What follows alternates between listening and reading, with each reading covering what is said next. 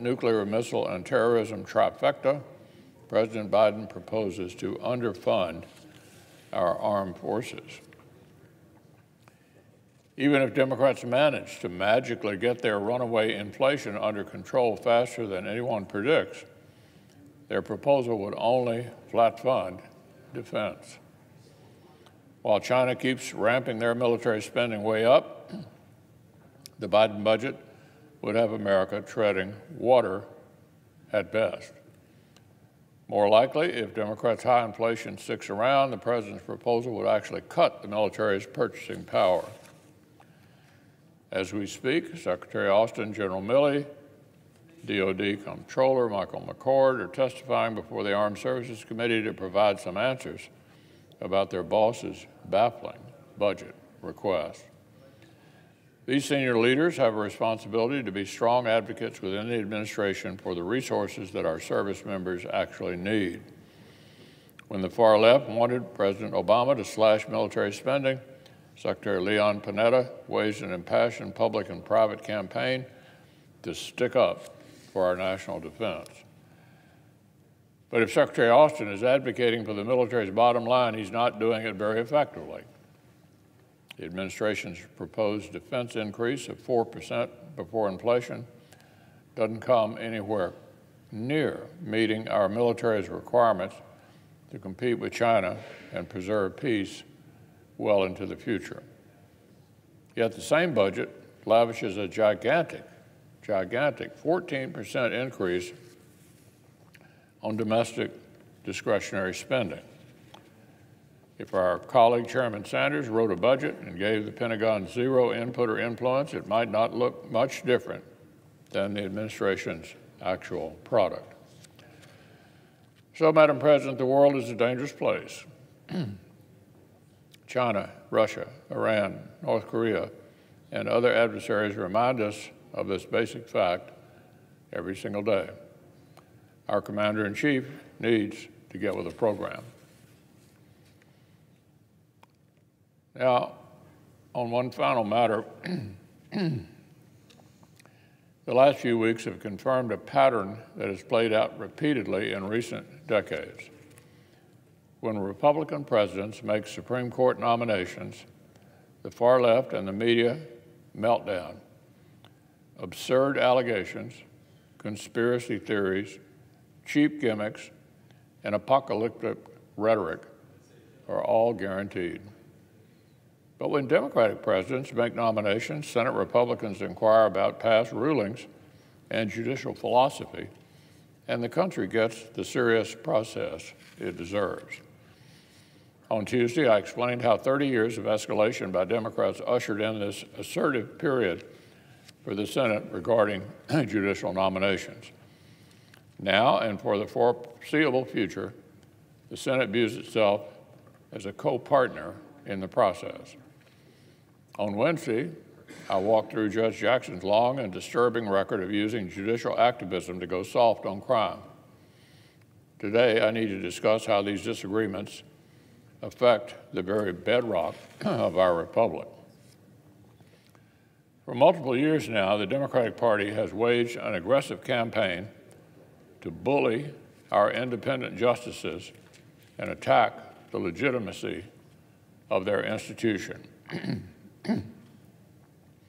When the plain text of our laws and Constitution disappoint liberals' policy preferences, they mount radical campaigns to wreck the court itself. This civic cancer began on the fringe, but it's quickly metastasized throughout their party. 3 years ago, sitting Democrats sent the court an absurd amicus brief threatening retribution for a certain ruling. 2 years ago, the Democratic leader rallied with radicals on the court's steps and threatened multiple justices by name if they didn't produce the policy result he preferred. Last year, when fringe activists wanted to dig up the discredited concept of partisan court packing, President Biden lent it legitimacy with a presidential commission. Now, just recently, The Senate Democratic whip said that his side's court packing proposals don't matter because they lack 60 votes to pass the Senate. Well, that was cold comfort considering the senator just voted to destroy the 60-vote threshold a few months back. So this nomination has occurred against a strange backdrop. The Senate Democrats who spent weeks fulsomely praising Judge Jackson have spent years attacking her soon-to-be workplace. This is why I needed to hear Judge Jackson denounce court packing. Justices Ginsburg and Breyer had no trouble, none, condemning these schemes loudly as sitting justices. Surely President Biden could find himself an institutionalist in their mold. But alas, Judge Jackson was the court packer's favorite pick for the vacancy, and she refused to follow the Ginsburg-Breyer model. She signaled the opposite. She said she'd be thrilled to be one of however many. The left's escalating war against the judiciary is a symptom of a profound misunderstanding. Judicial activism sees the court as a third legislature. The left wants one policymaking body with 435 members, one with 100, and one that consists of 9 lawyers. Let me say that again. The left wants one policymaking body with 435 members, one with 100, and one that consists of 9 lawyers. That isn't what the founders created, and it's not what the American people signed up for. We've seen over and over that when judicial activism triumphs over fidelity to the rule of law, our courts mutate into clumsy proxy battlefields for arguments that belong in this chamber and out in 50 state legislatures. This is unfair to the American people. It damages our institutions, not the least the courts themselves. So there's only one way to lower the temperature, depoliticize the courts, and protect the rule of law, confirming only judges who will honor the Constitution and not supplant it.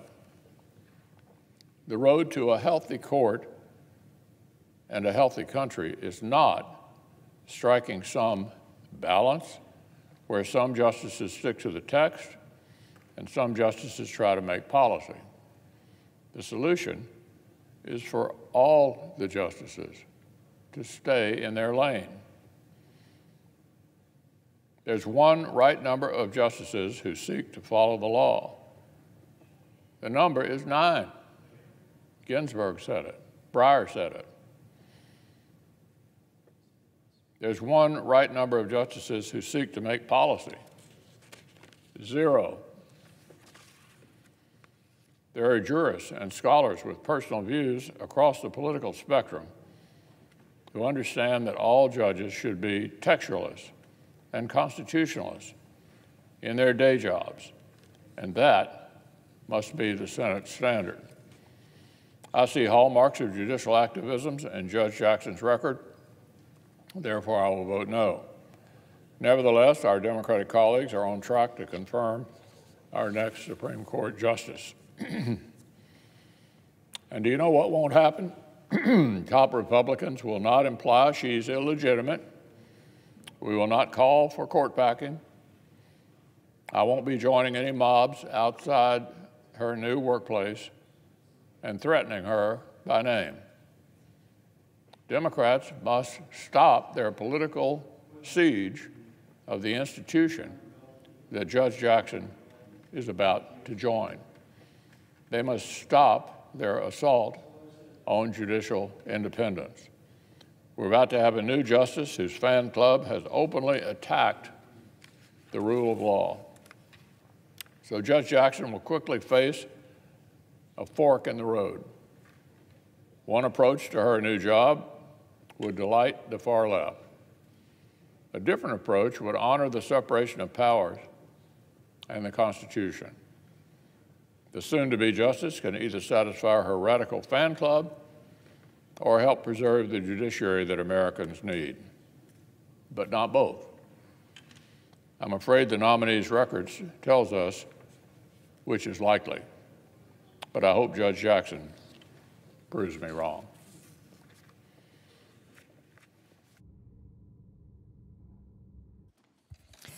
Under the previous order, the Senate will resume legislative session and proceed to consideration of H.R. 6968 and H.R. 7108 en bloc, which the clerk will report. Calendar number 312, H.R. 6968, an act to prohibit the importation of energy products of the Russian Federation and for other purposes.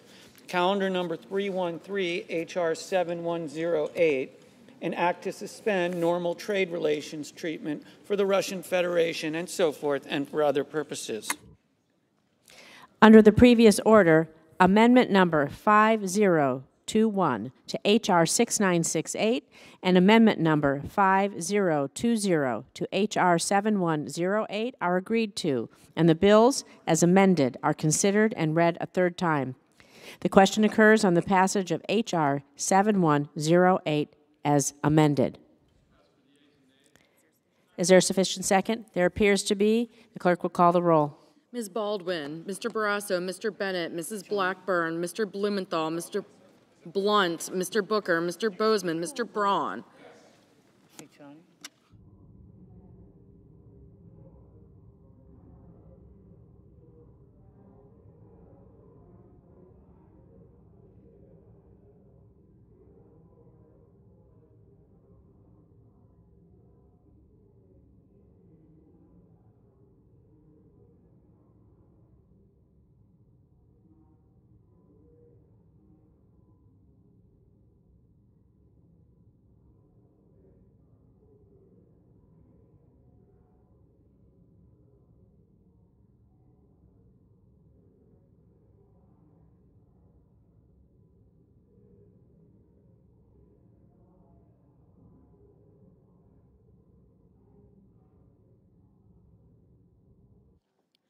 Mr. Brown.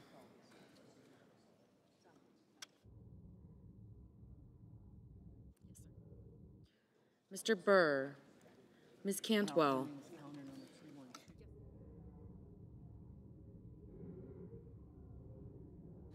Mrs. Capito. Mr. Cardin.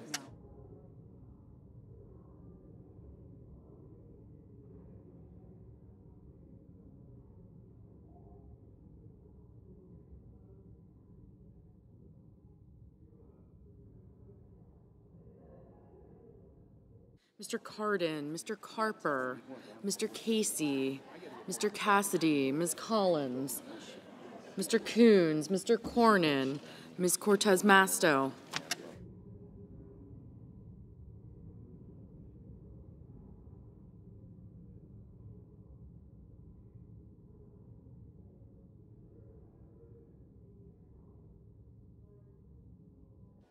The Majority Leader.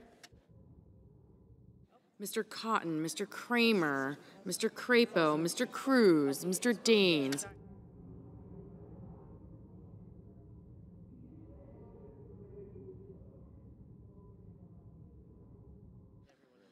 Ms. Duckworth, Mr. Durbin, Ms. Ernst, Mrs. Feinstein, Mrs. Fisher, Mrs. Gillibrand.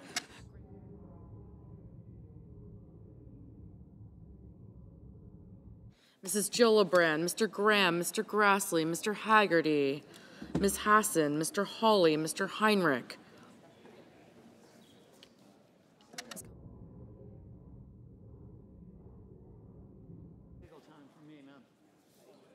Mr. Hickenlooper, Ms. Hirono, Mr. Hoven, Mrs. Hyde-Smith, Mr. Inhofe, Mr. Johnson, Mr. Kane, Mr. Kelly,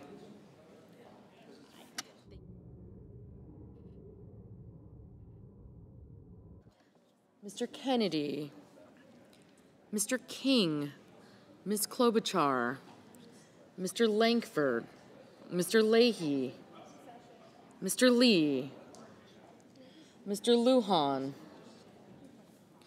Ms. Lummis, Mr. Manchin, Mr. Markey, Mr. Marshall, Mr. McConnell, Mr. Menendez, Mr. Merkley, Mr. Moran, Ms. Murkowski,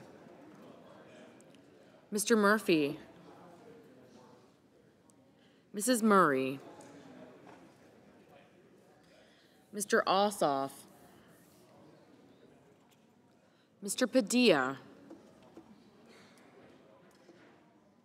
Mr. Paul,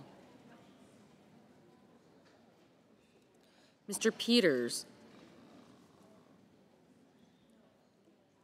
Mr. Portman,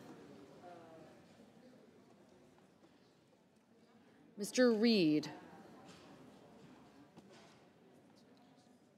Mr. Risch, Mr. Romney, Ms. Rosen, Mr. Rounds, Mr. Rubio, Mr. Sanders, Mr. Sass, Mr. Schatz,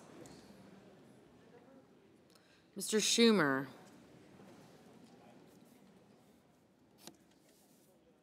Mr. Scott of Florida, Mr. Scott of South Carolina, Mrs. Shaheen, Mr. Shelby, Ms. Sinema, Ms. Smith,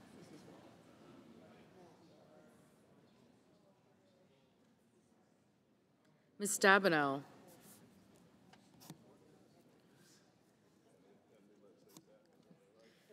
Mr. Sullivan, Mr. Tester, Mr. Thune, Mr. Tillis, Mr. Toomey, Mr. Tuberville, Mr. Van Hollen, Mr. Warner, Mr. Warnock, Ms. Warren, Mr. Whitehouse, Mr. Wicker, Mr. Wyden, Mr. Young,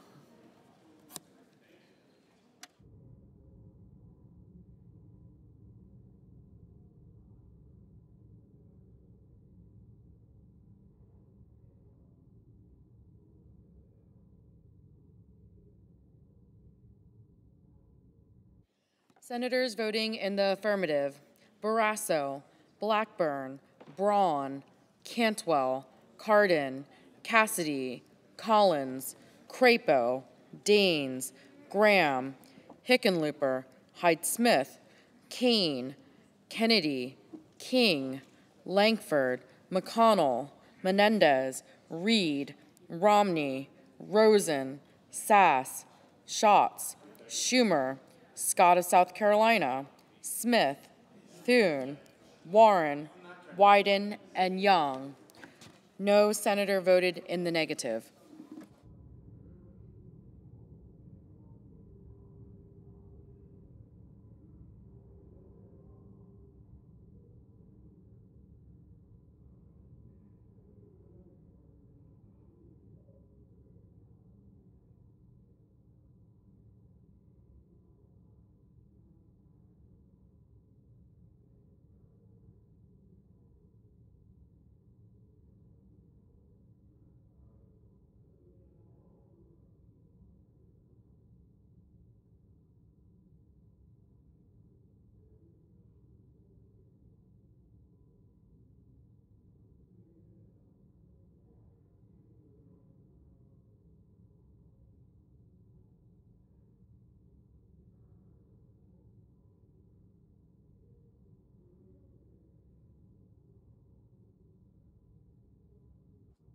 Mr. Rounds. Mr. Rounds, aye.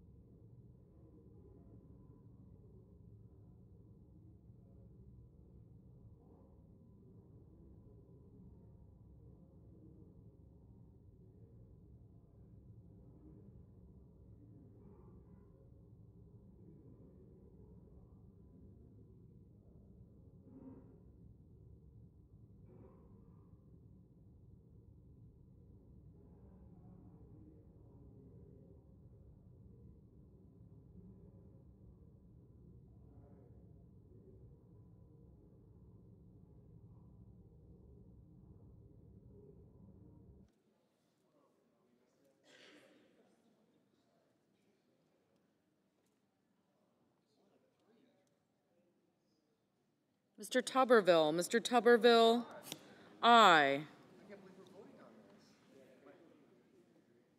Mr. Marshall. Mr. Marshall, aye.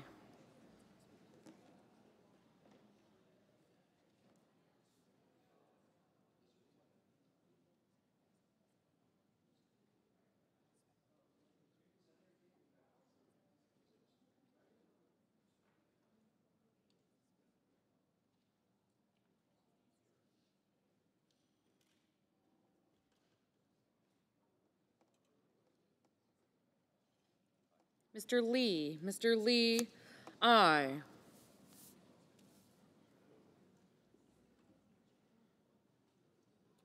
Mr. Cornyn. Mr. Cornyn, aye.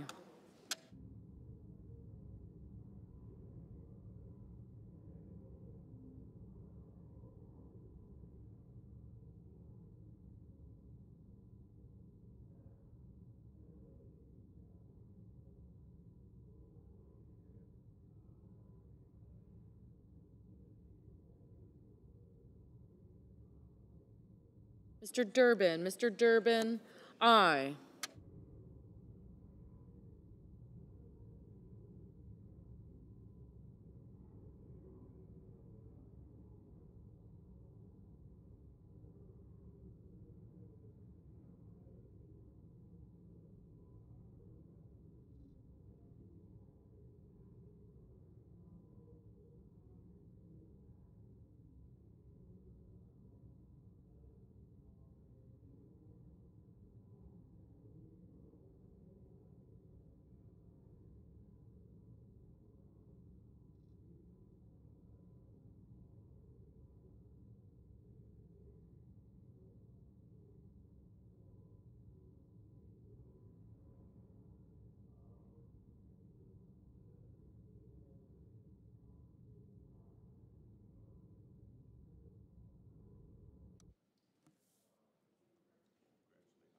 Mr. Grassley. Mr. Grassley, aye.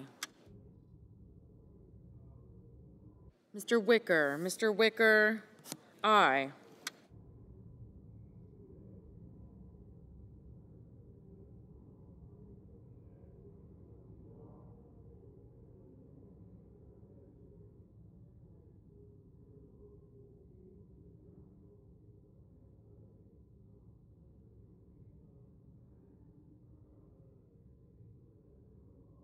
Ms. Hirono. Ms. Hirono, aye.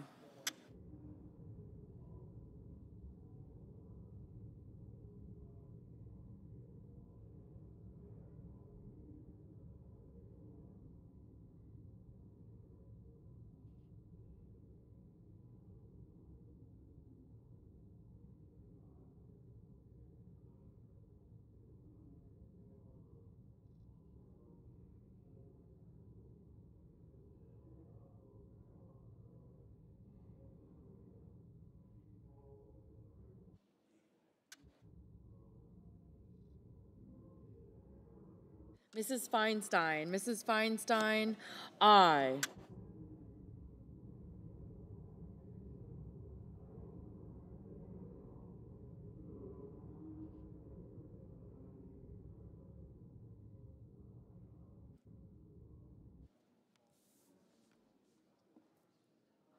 Ms. Hassan. Ms. Hassan, aye.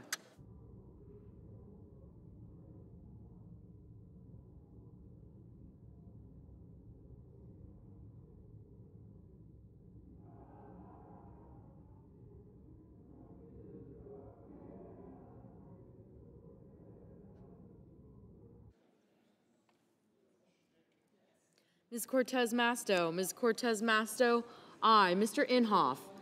Mr. Inhofe, no.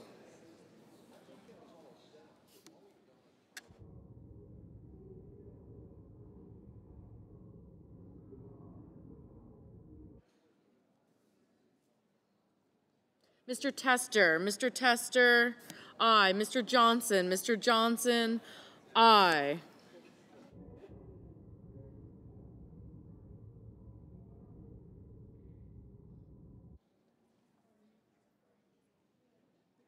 Mr. Warner. Mr. Warner, aye.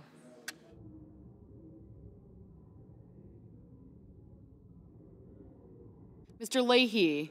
Mr. Leahy, aye.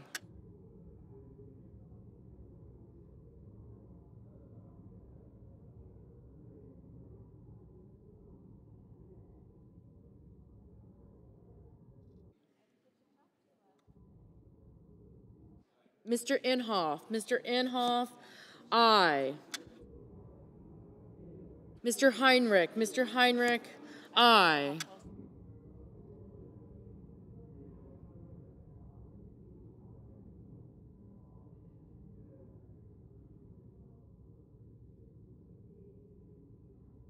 Mr. Casey. Mr. Casey, aye.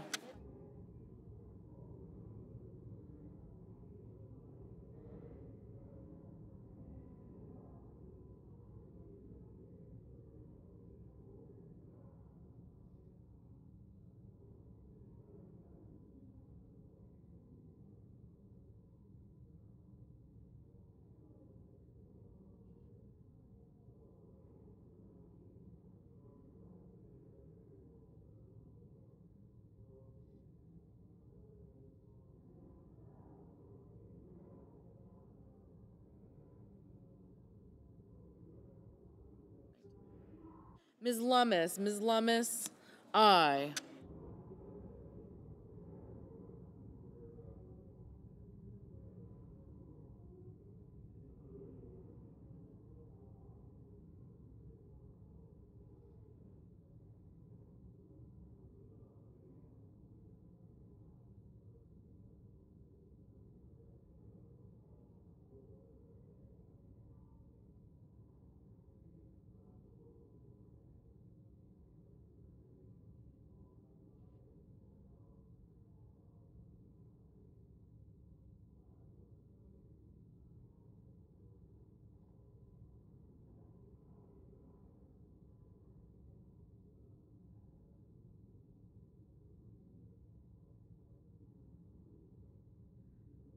Mrs. Capito. Mrs. Capito, aye.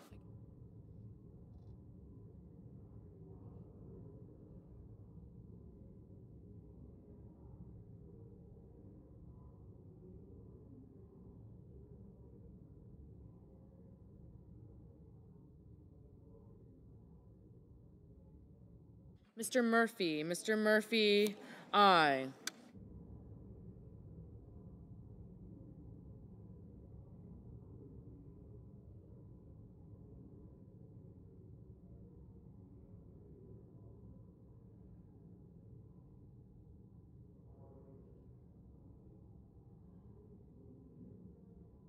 Ms. Duckworth. Ms. Duckworth, aye.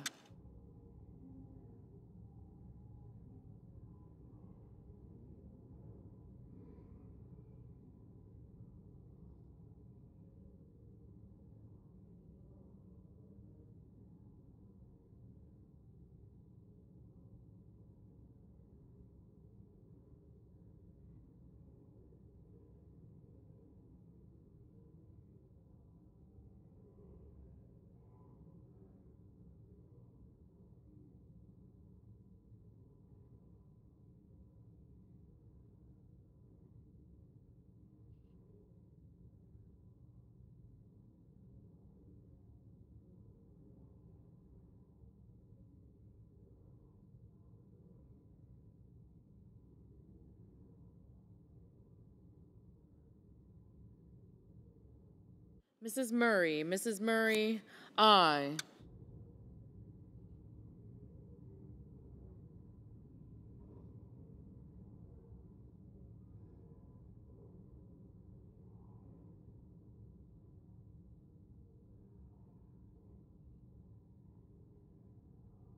Mr. Tillis, aye.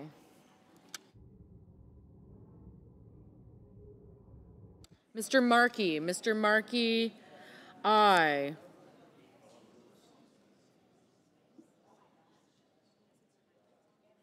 Mr. Merkley, aye.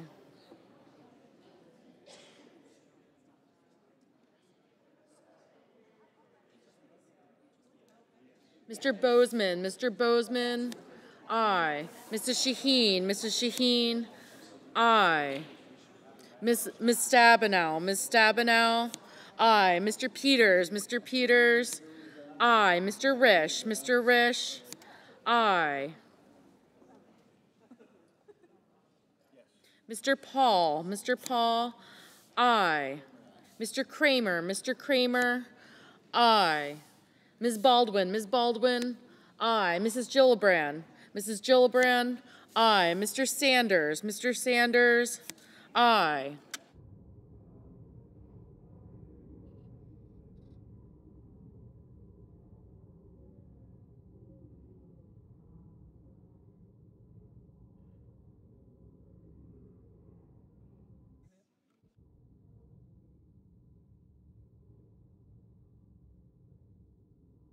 Mr.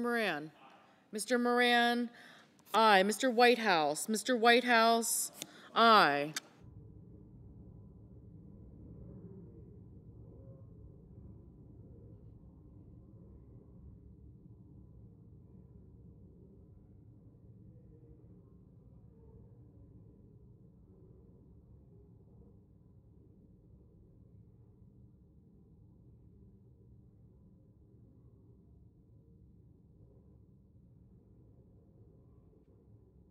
Mr. Kelly, aye. Ms. Sinema, aye.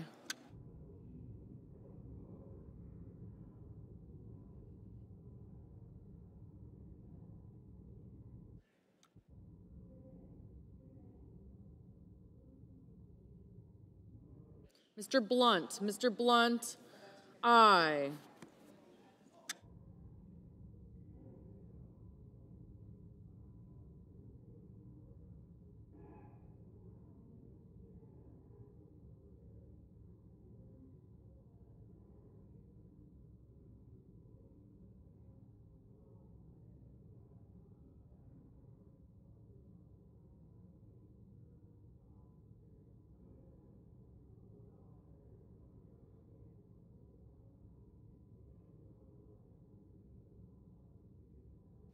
Ms. Klobuchar, aye.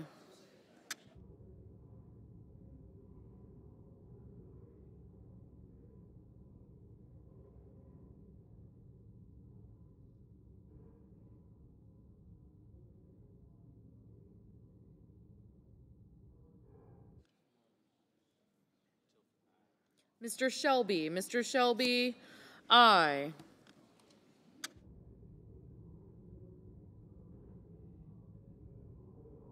Mr. Hawley, aye.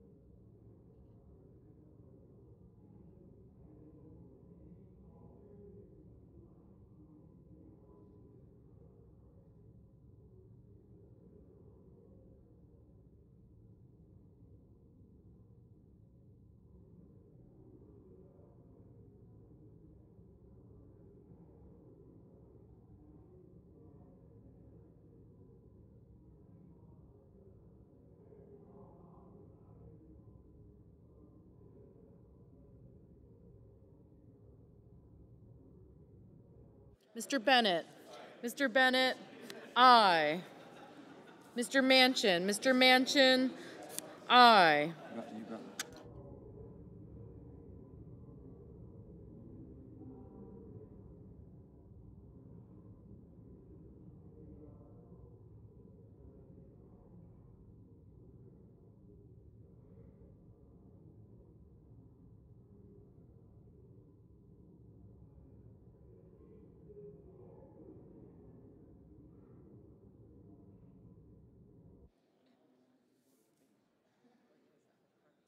Mrs. Fisher. Mrs. Fisher, aye.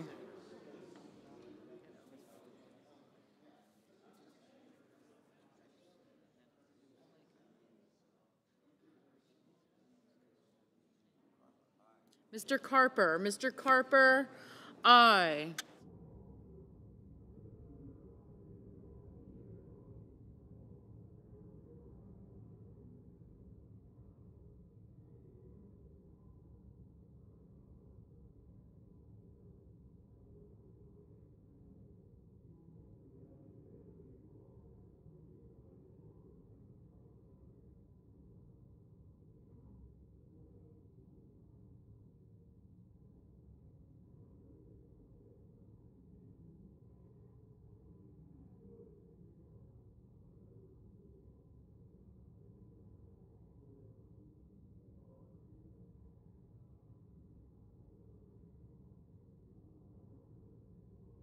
Mr. Padilla. Mr. Padilla, aye.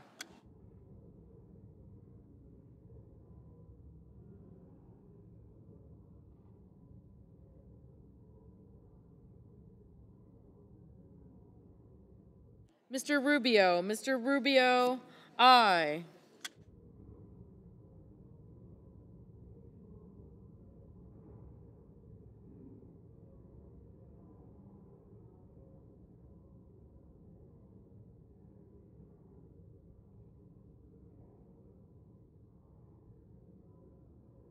Mr. Toomey. Mr. Toomey, aye.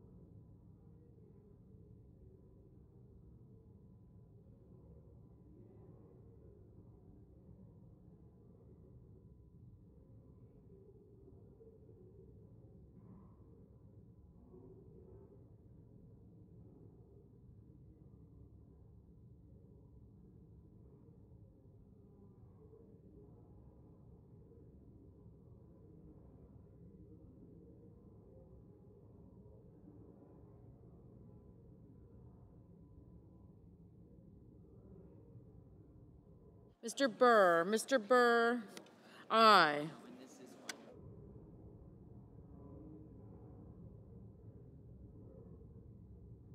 Ms. Murkowski. Ms. Murkowski, aye.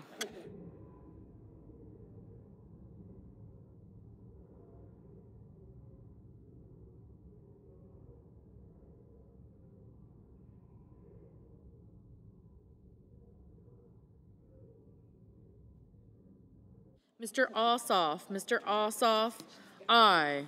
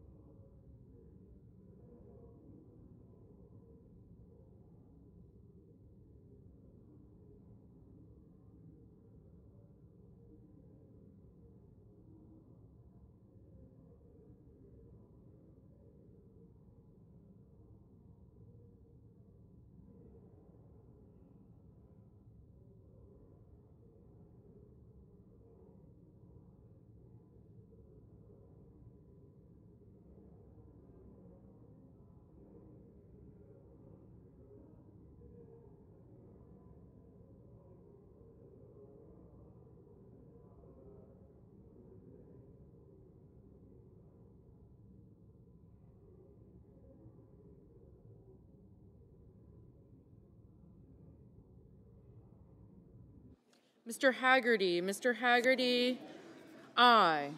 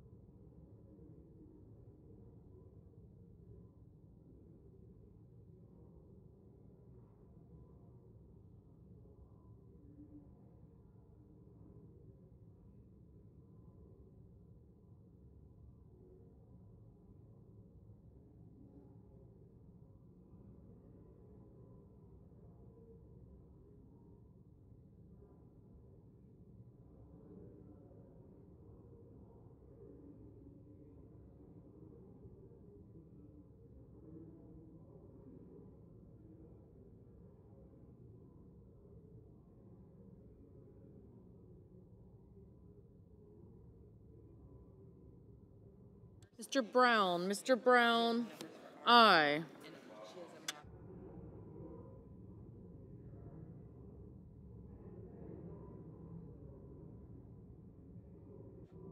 Mr. Lujan. Mr. Lujan, aye.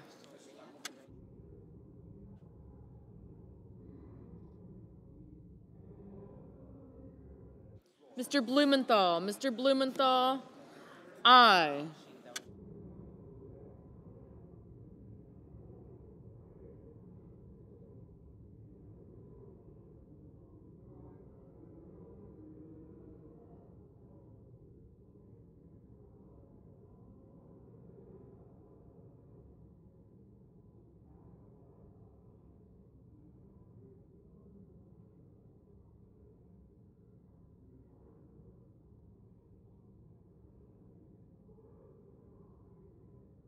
Mr. Booker. Mr. Booker, aye.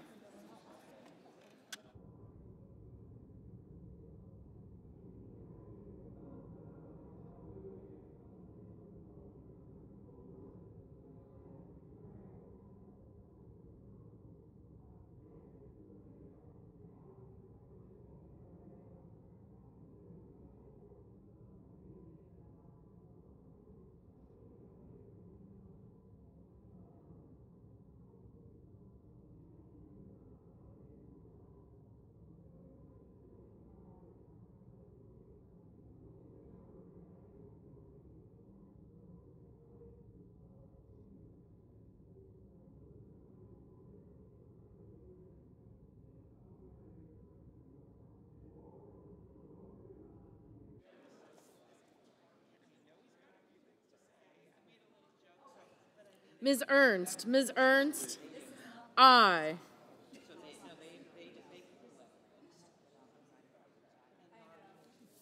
Mr. Van Hollen. Mr. Van Hollen, aye. Mr. Sullivan. Mr. Sullivan, aye.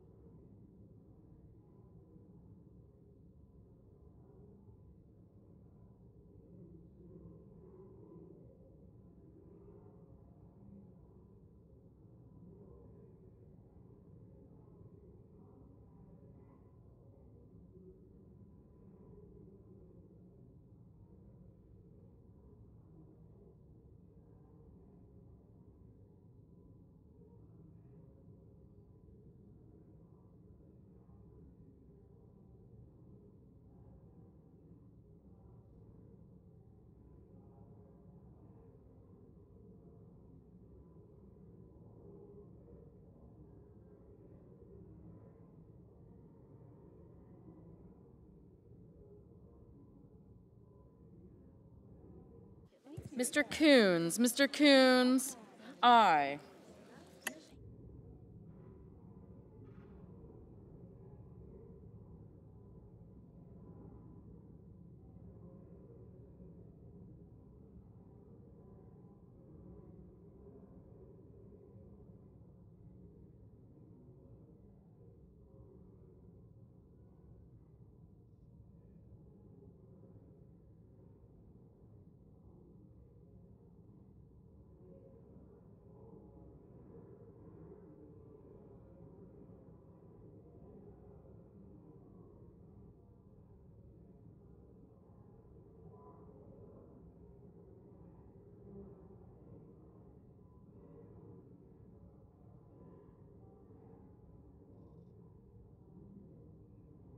Mr. Portman, Mr. Portman, aye.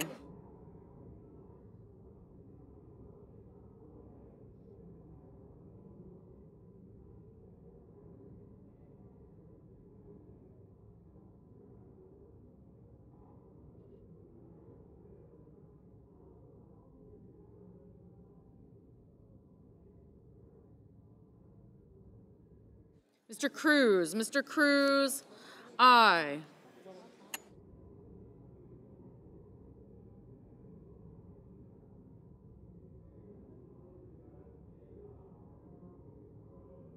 Mr. Hoven, aye.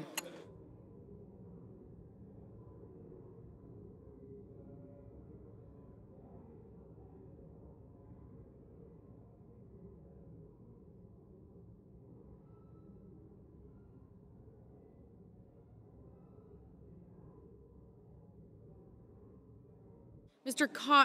Cotton, aye.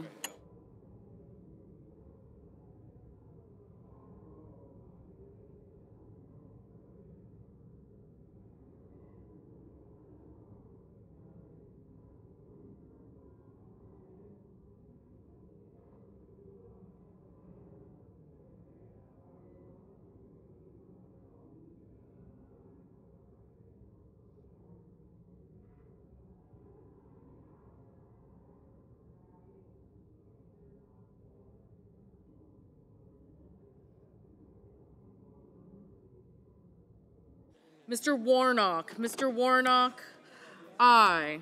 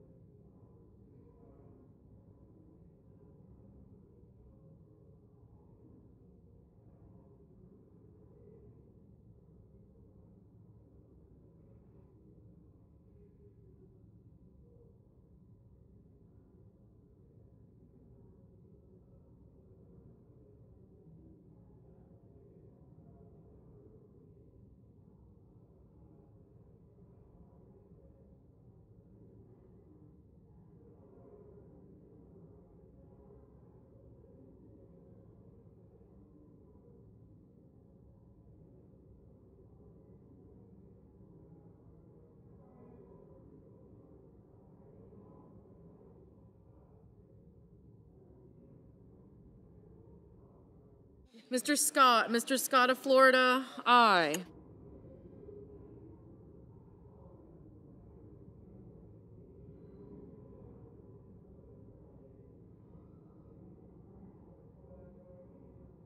Hello there.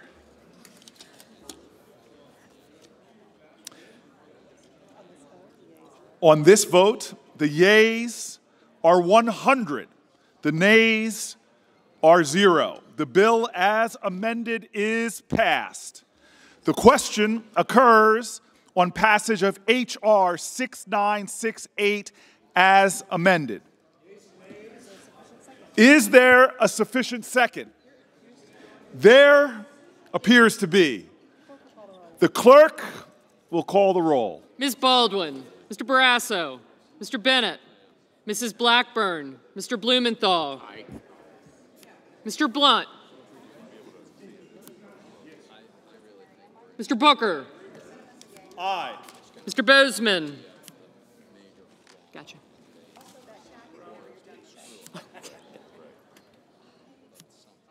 Thank you.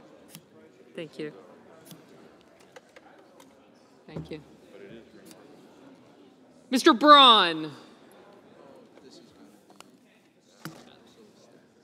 Mr. Brown. Mr. Burr. Ms. Cantwell.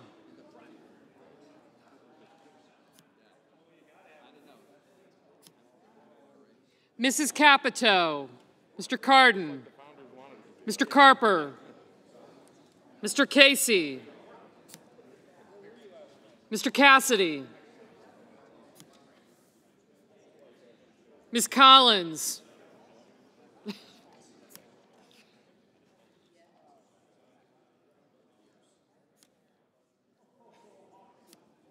Mr. Coons. Mr. Cornyn. I'm sorry, sir. Thank you. Ms. Cortez Masto. Mr. Cotton, Mr. Kramer, Mr. Crapo. Thanks.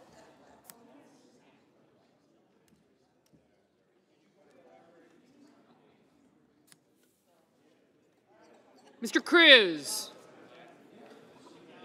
Mr. Daines. Thank you. Senator Lujan. Thank you. Thank you. Ms. Duckworth, Mr. Durbin. Thank you. Ms. Ernst. Mrs. Feinstein, Mrs. Fisher. Mrs. Gillibrand. Mr. Graham. Mr. Grassley.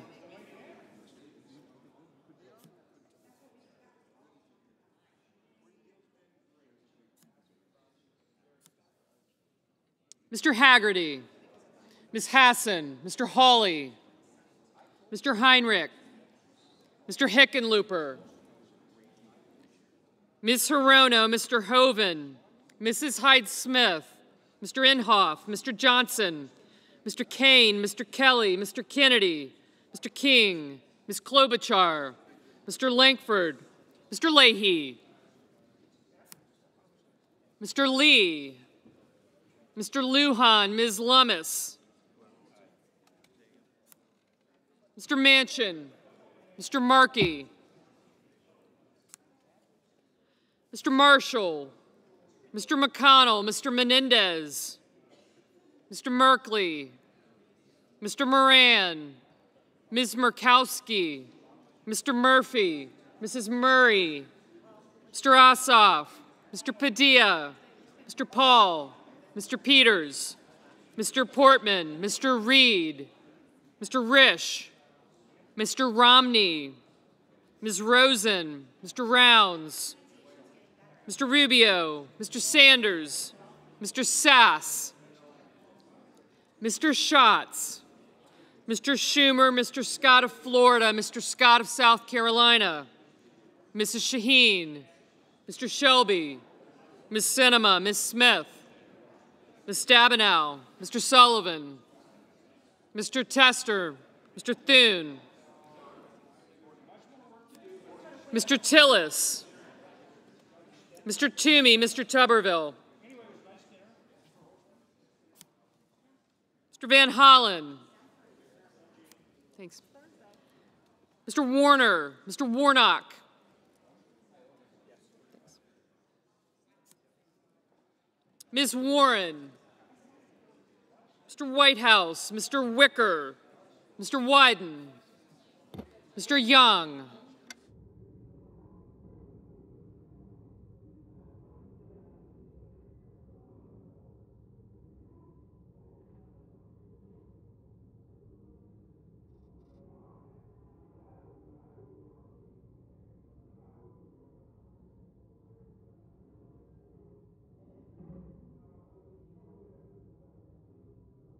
Thanks.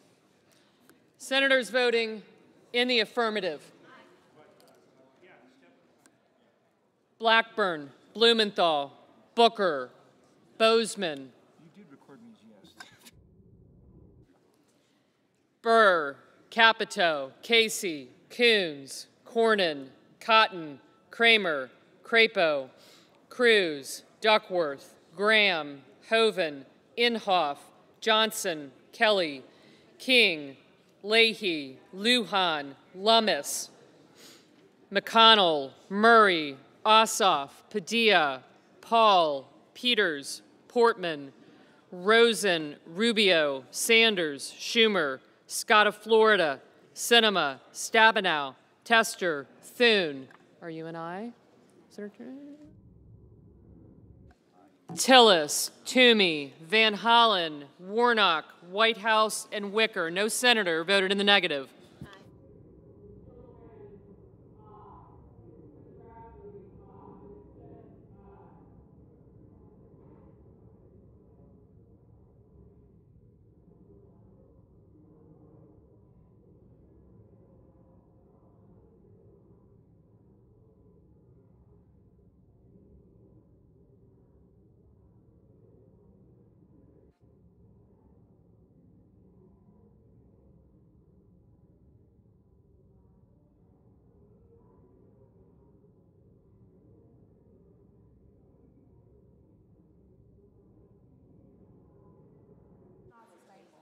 Ms. Klobuchar, aye. No what?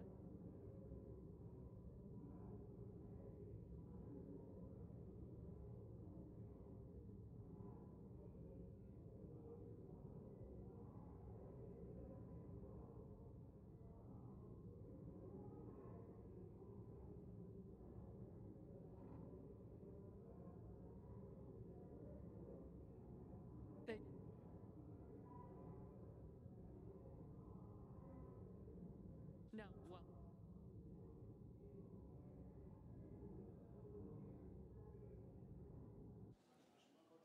Mr. Blunt, aye.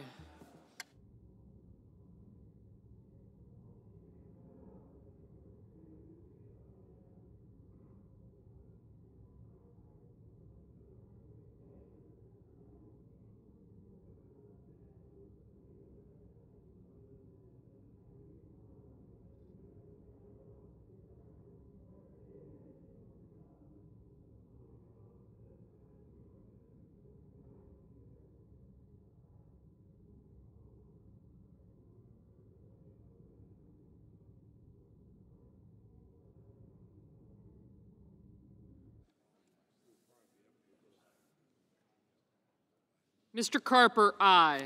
Mr. Hickenlooper, aye.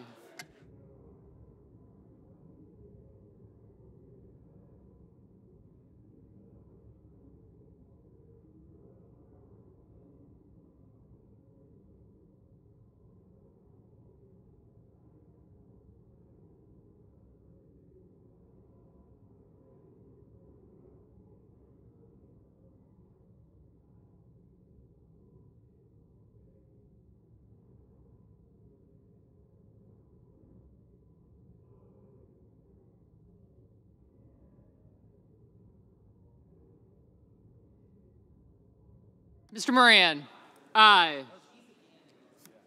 Thank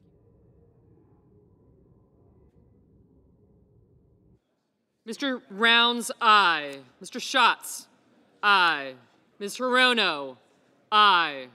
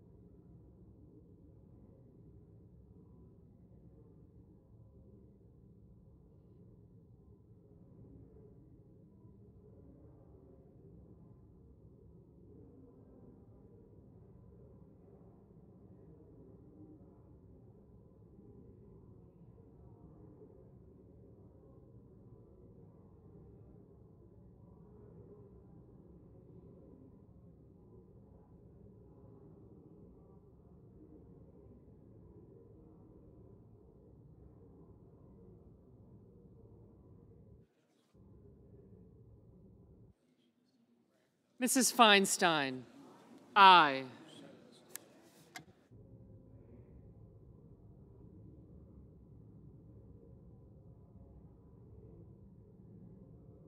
Ms. Collins, aye.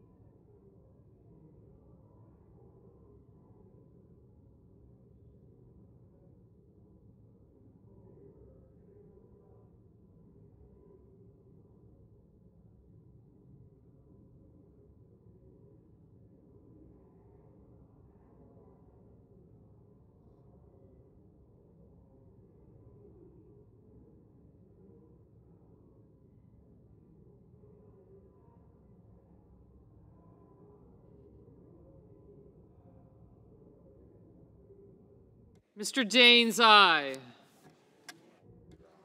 Mr. Durbin, aye.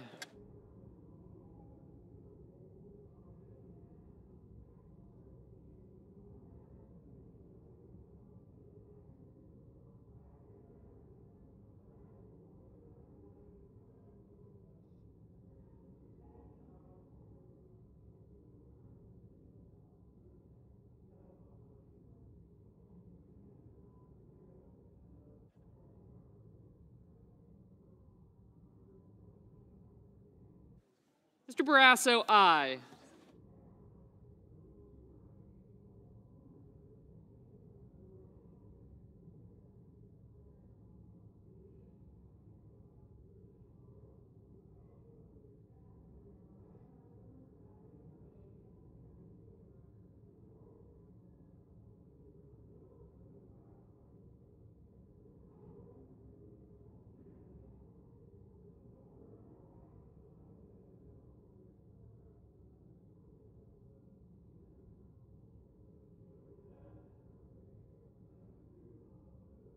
Mr. Romney, aye. Mr. Kane, aye. Mr. Markey, aye.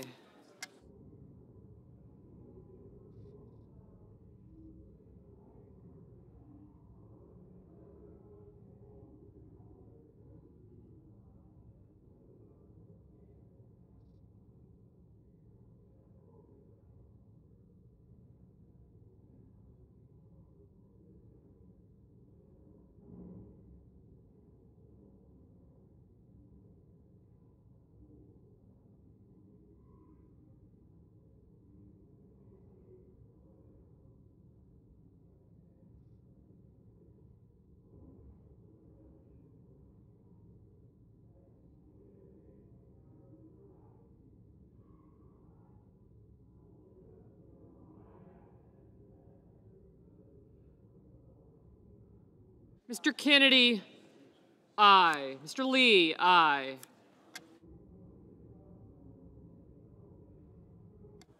Mr. Bennett, aye.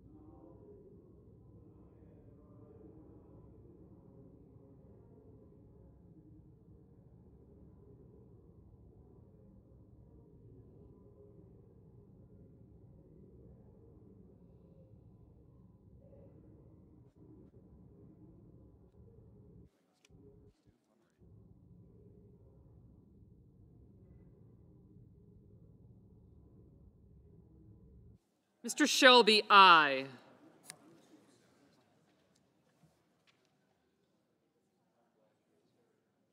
Mr. Young, aye.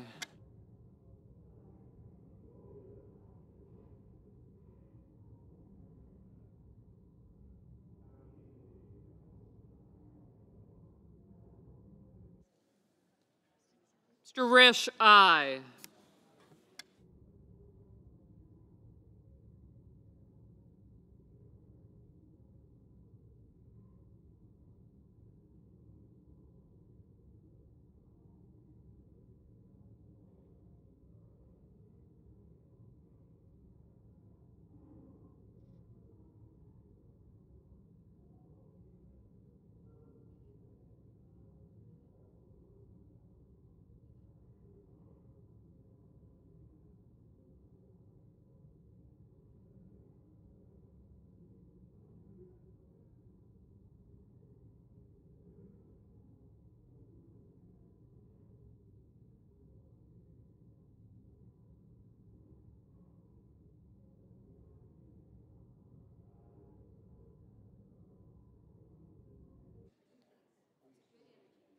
Mr. Merkley, aye.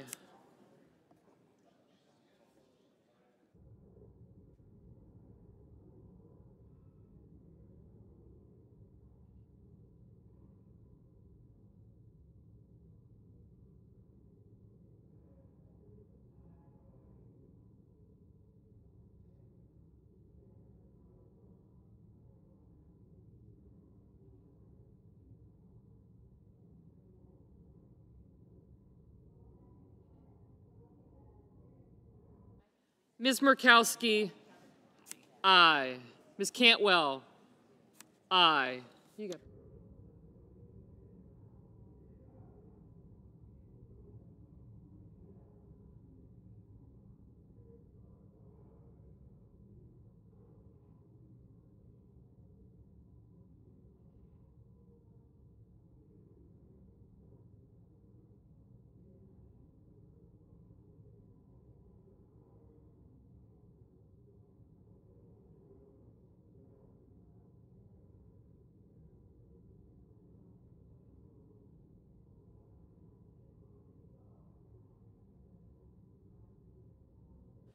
Mrs. Hyde-Smith, aye. Mr. Langford, aye. Mr. Wyden, aye.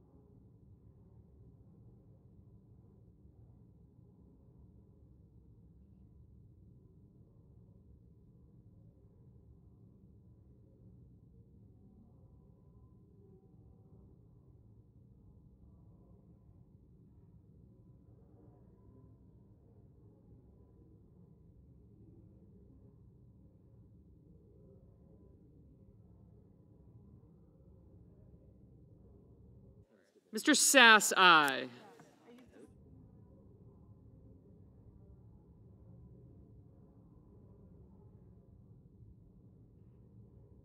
Mr. Heinrich, aye. Okay.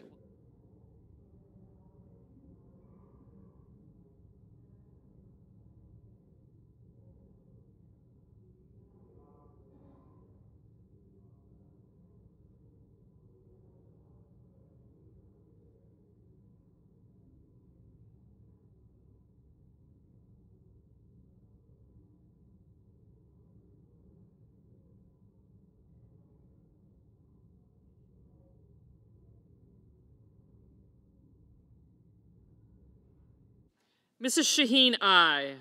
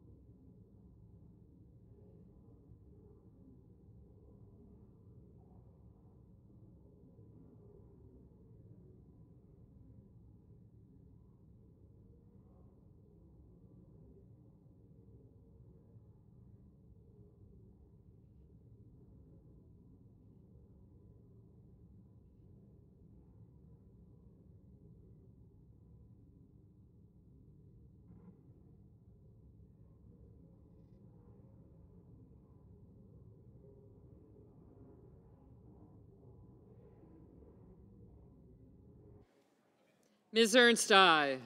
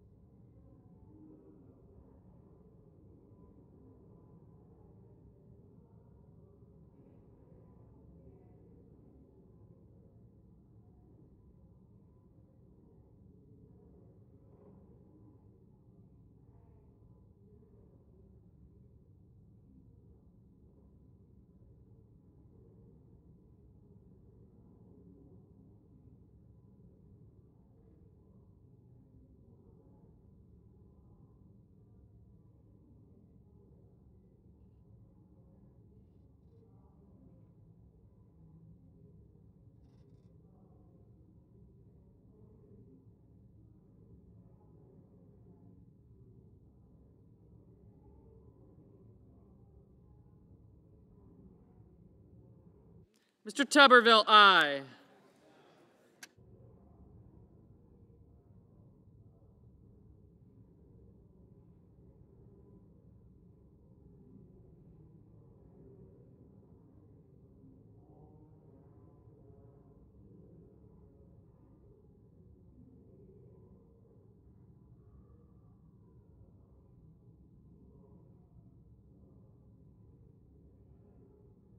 Mr. Cardin, aye.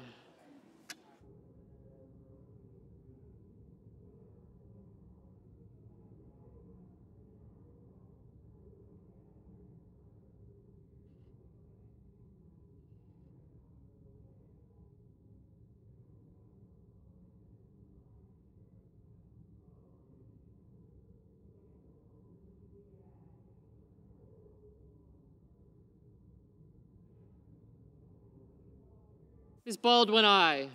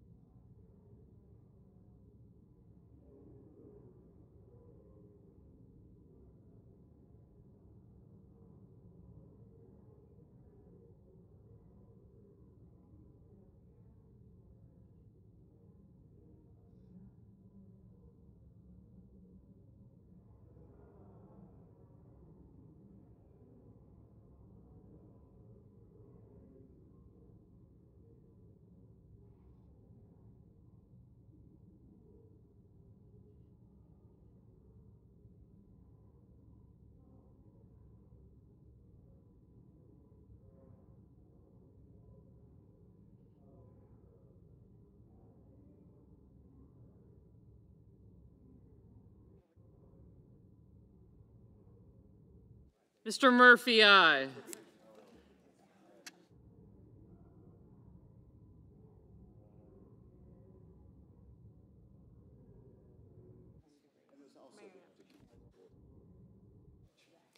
Ms. Warren, aye.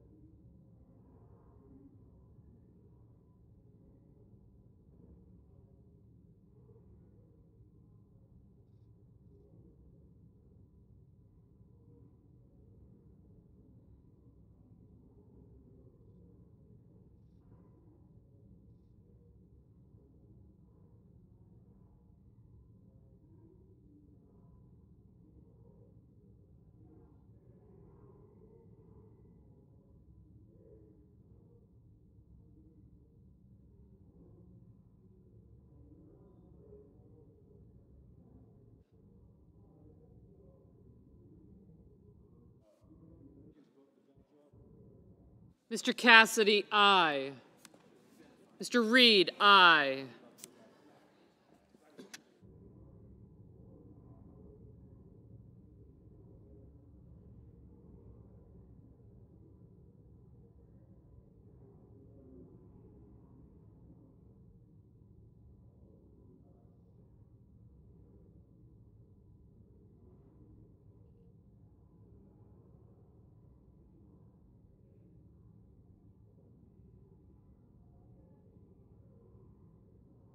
Mr. Braun, aye.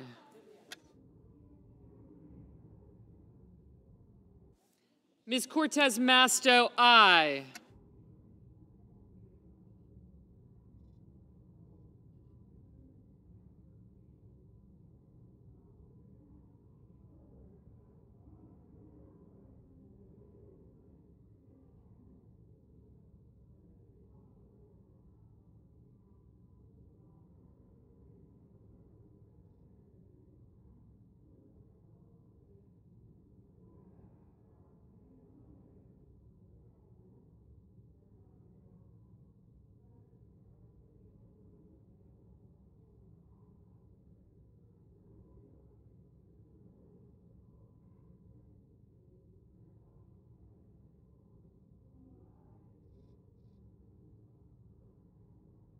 Mr. Hawley, aye.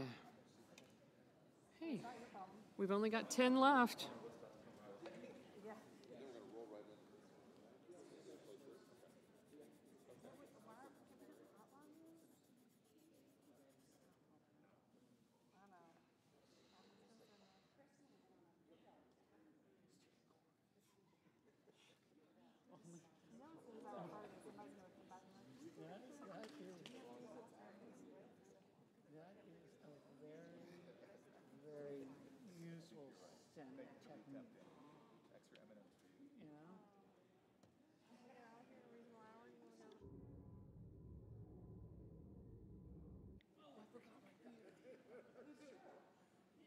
Mrs. Fisher, aye. Mr. Scott of South Carolina, aye.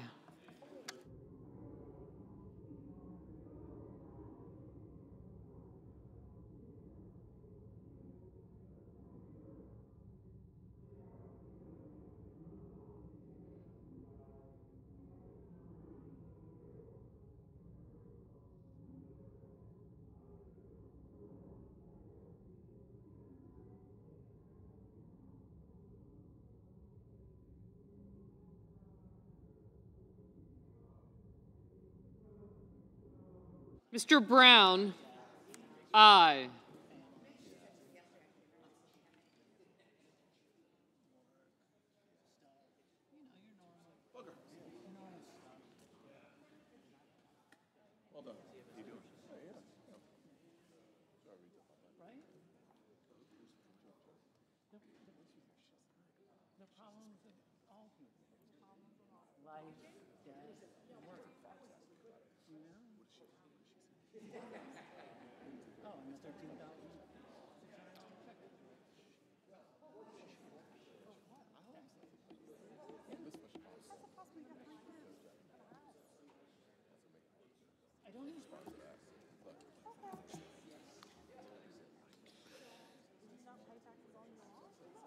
Ms. Hassan, aye.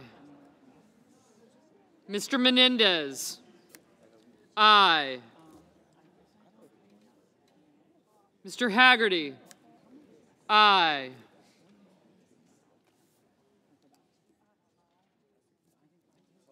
Mr. Sullivan, aye.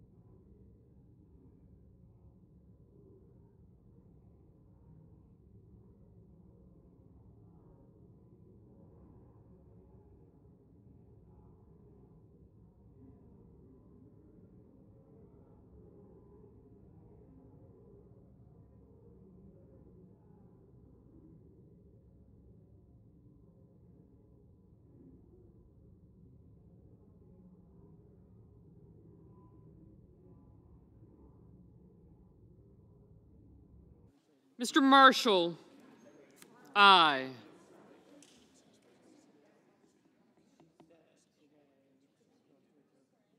You are.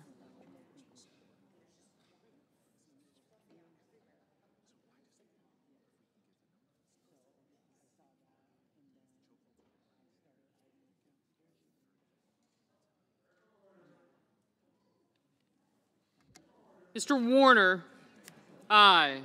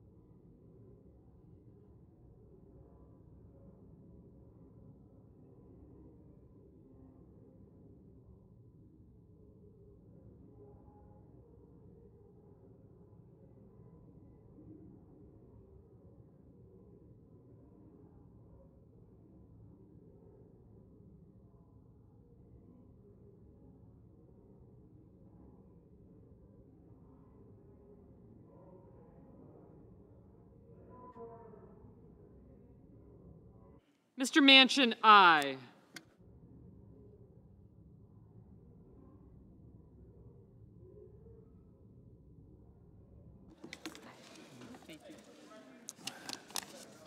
How do I start this again?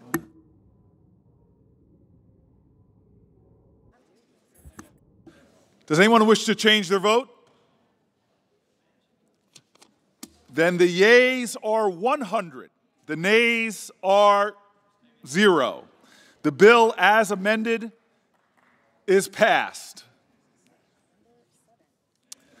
Under the previous order, the Senate will resume executive session. The clerk will report the motion to invoke cloture. Cloture motion. We, the undersigned senators, in accordance with the provisions of Rule 22 of the Standing Rules of the Senate, do hereby move to bring to a close debate on the nomination of Executive Calendar Number 860, Ketanji Brown Jackson of the District of Columbia to be an Associate Justice of the Supreme Court of the United States, signed by 20 senators. By unanimous consent, the mandatory quorum call has been waived. The question is it the sense of the Senate that debate on the nomination of Ketanji Brown Jackson of the District of Columbia to be an Associate Justice of the Supreme Court of the United States shall be brought to a close? The yeas and nays are mandatory under the rule. The clerk will call the roll. Ms. Baldwin, Mr. Barrasso, Mr. Bennett, Mrs. Blackburn, Mr. Blumenthal, Mr. Blunt, Mr. Booker.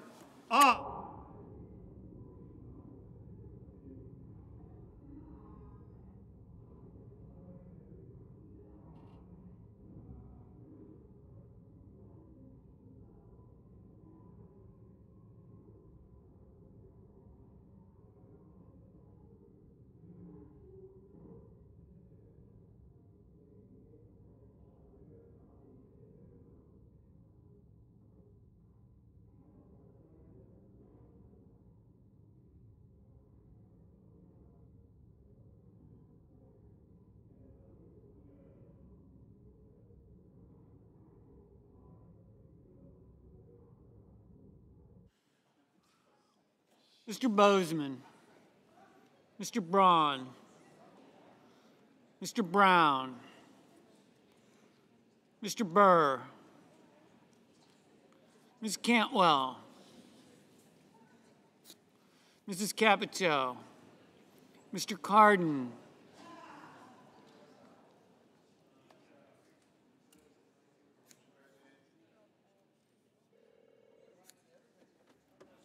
Mr. Carper, Mr. Casey, Mr. Cassidy,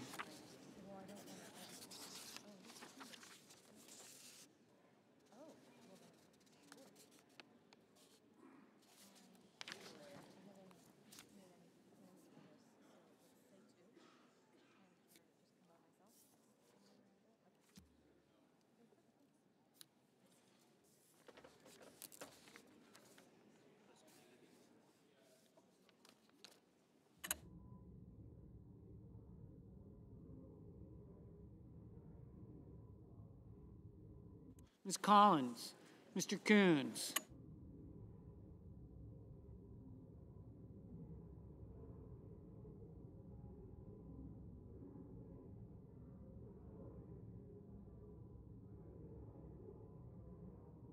Mr. Cornyn, Ms. Cortez Masto,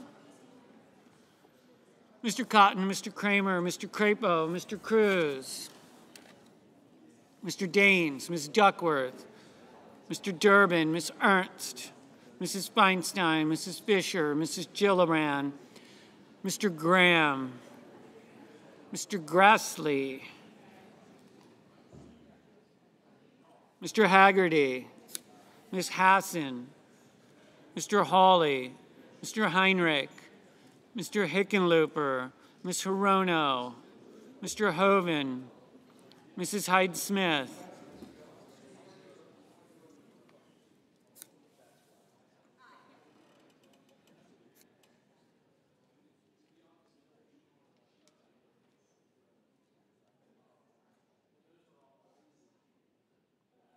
Mr. Inhofe, Mr. Johnson,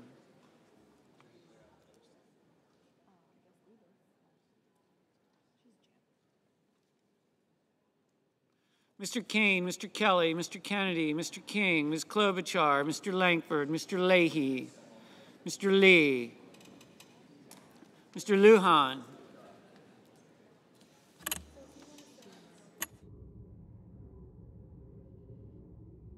Ms. Lamont,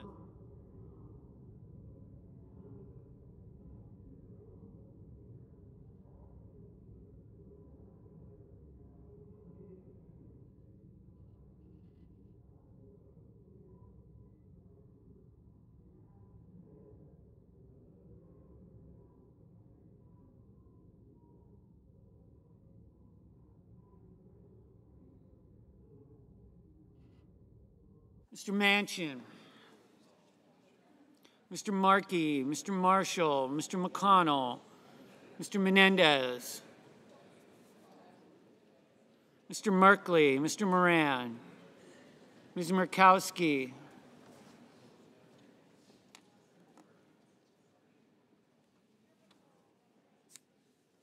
Mr. Murphy, Mrs. Murray, Mr. Ossoff, Mr. Padilla, Mr. Paul, Mr. Peters, Mr. Portman, Mr. Reed, Mr. Risch,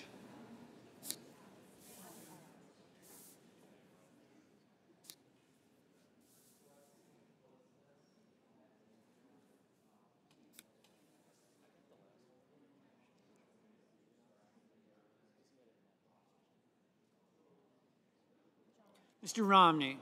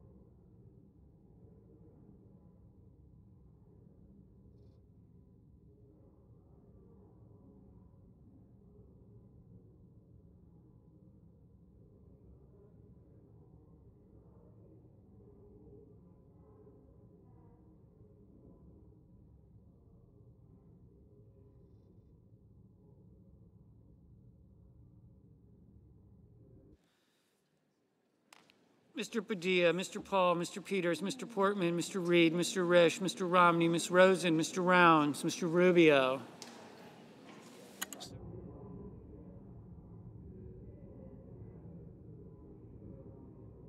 Mr. Sanders, Mr. Sass, Mr. Schatz, Mr. Schumer, Mr. Scott of Florida, Mr. Scott of South Carolina, Mrs. Shaheen, Mr. Shelby, Ms. Sinema, Ms. Smith, Ms. Stabenow, Mr. Sullivan, Mr. Tester, Mr. Thune, Mr. Tillis, Mr. Toomey, Mr. Tuberville, Mr. Van Hollen, Mr. Warner, Mr. Warnock, Ms. Warren, Mr. Whitehouse, Mr. Wicker, Mr. Wyden, Mr. Young.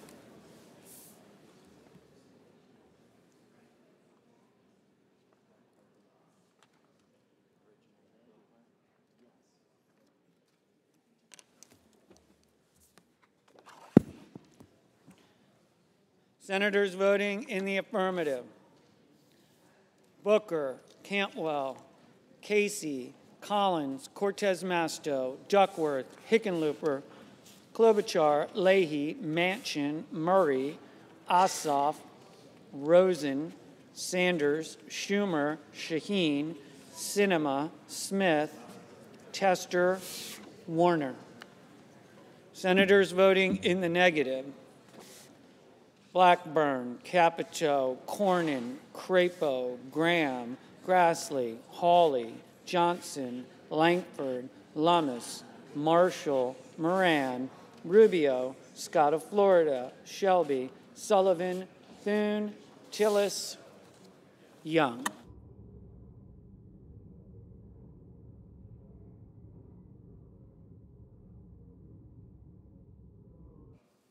Mr. Heinrich, aye. Mr. Blunt, no.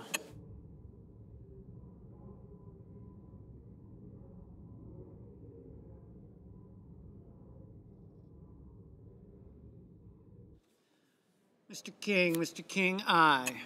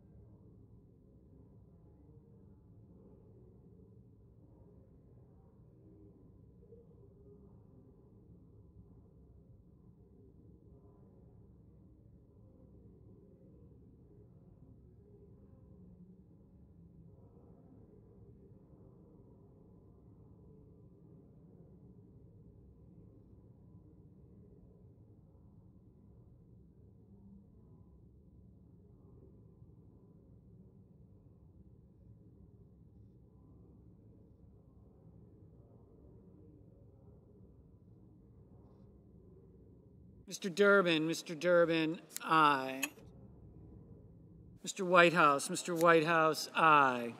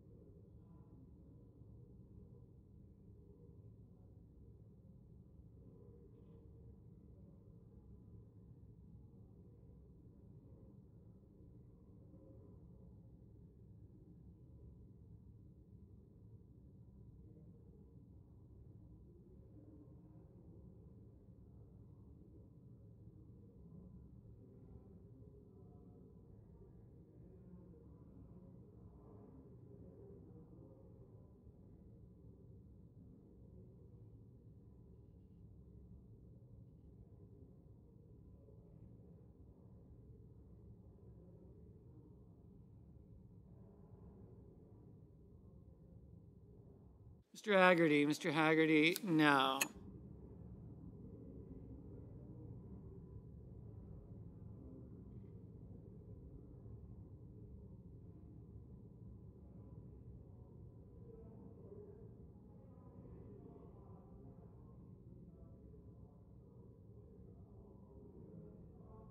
Mr. Kramer, no.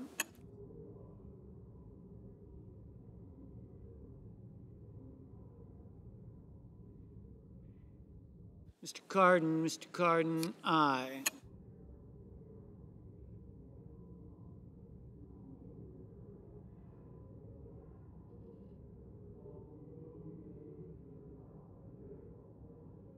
Ms. Stabenow, aye.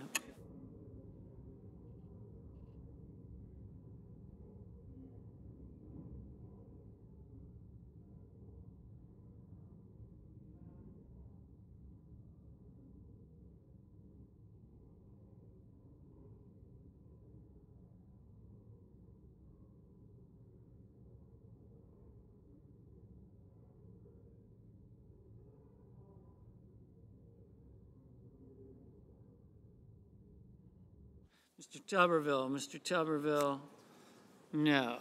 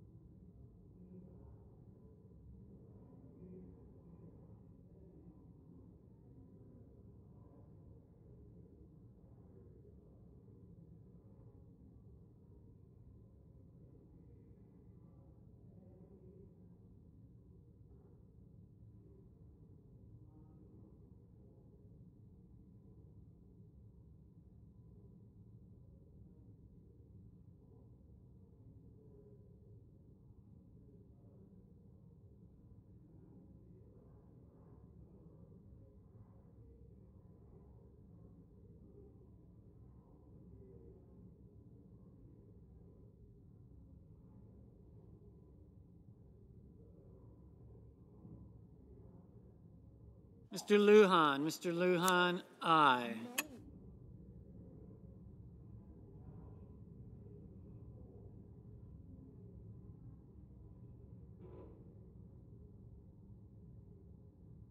Mr. Warnock, aye.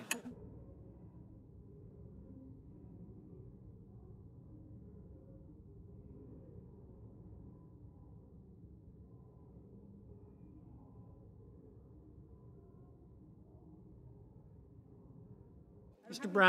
Brown, aye. Mr. Merkley, aye. Mrs. Feinstein, aye.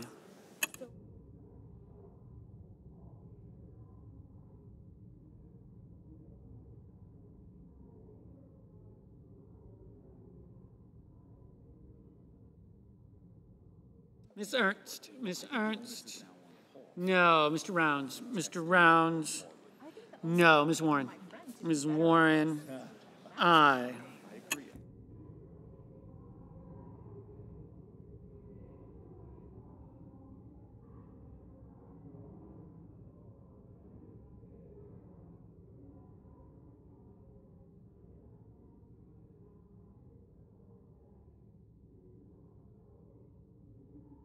Mr. Romney, aye.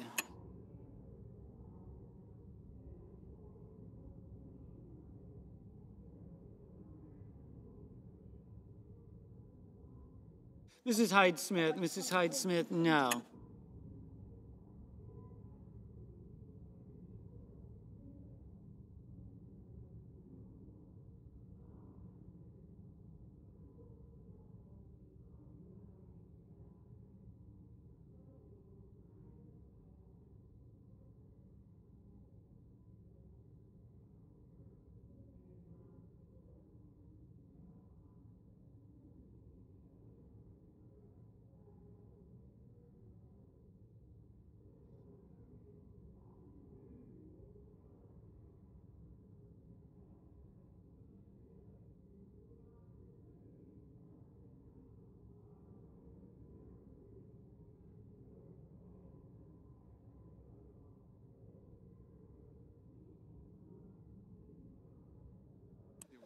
Mr.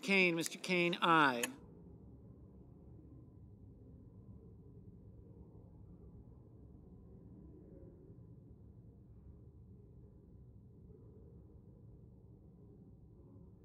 Mr. Wicker, no. Mr. Lee, no. Mr. Kelly, aye.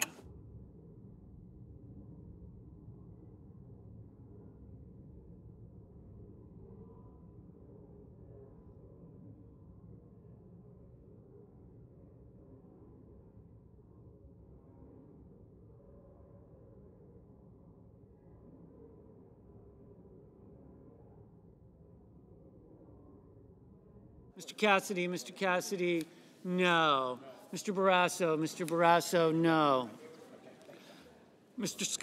Scott of South Carolina, no. Mr. Daines, no. Mr. Wyden, aye.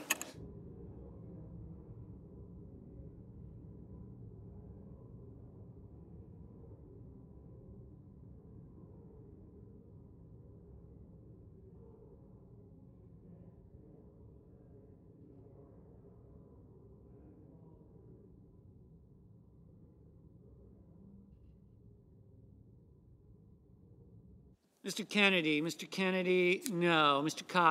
Cotton, no. Mr. Burr, no. Ms. Hassan, aye.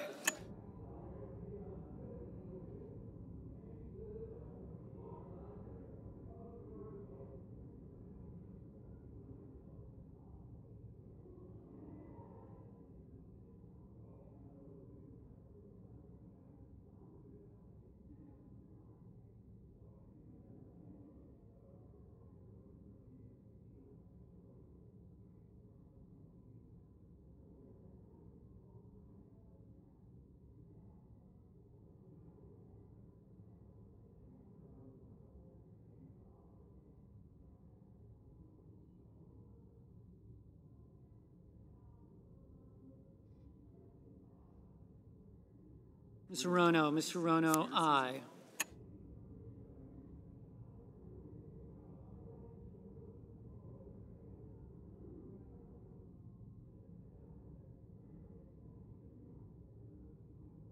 Mrs. Fisher, no.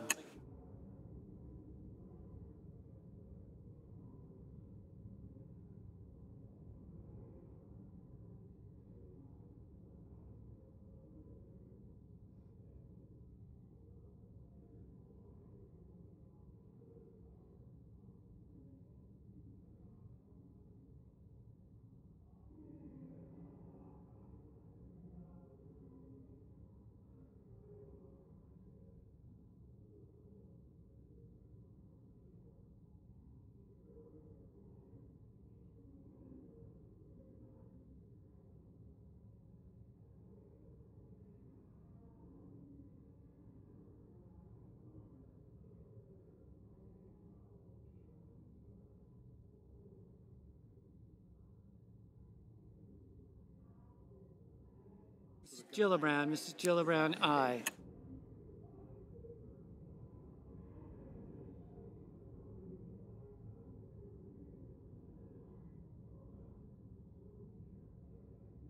Mr. Hoven,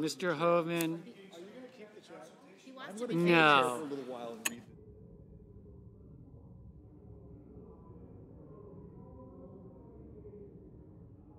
Mr. Murphy, aye.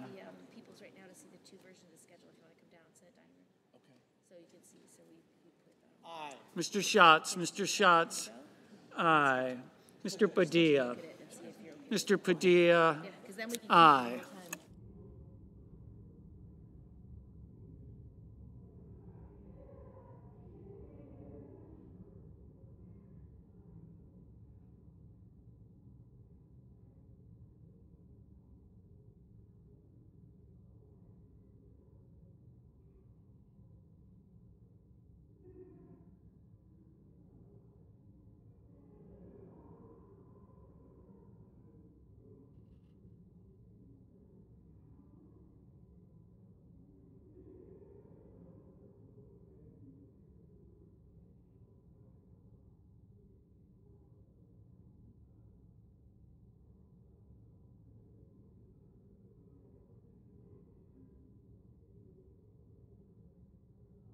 Mr.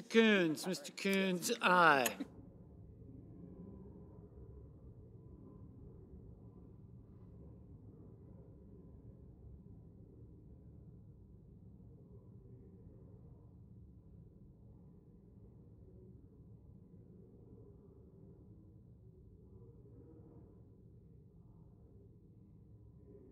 Mr. Reed, aye.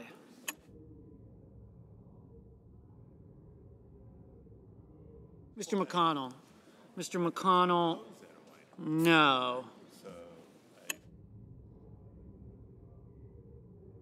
Mr. Toomey, no. Ms. Baldwin, aye.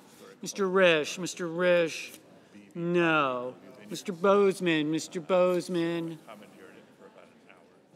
no.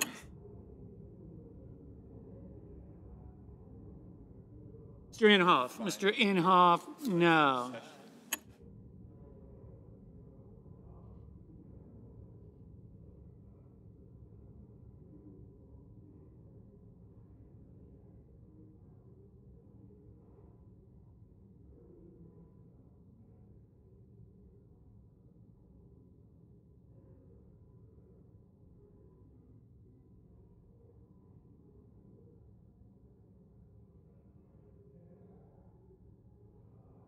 Mr. Bennett, aye.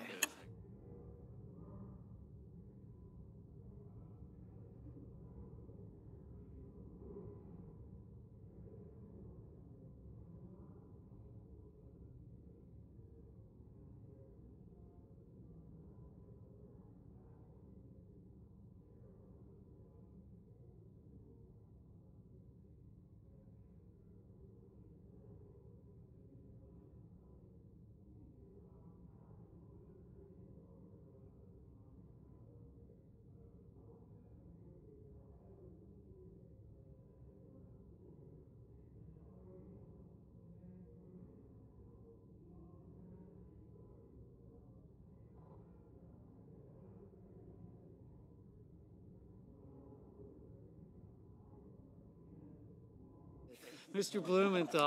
Blumenthal, aye.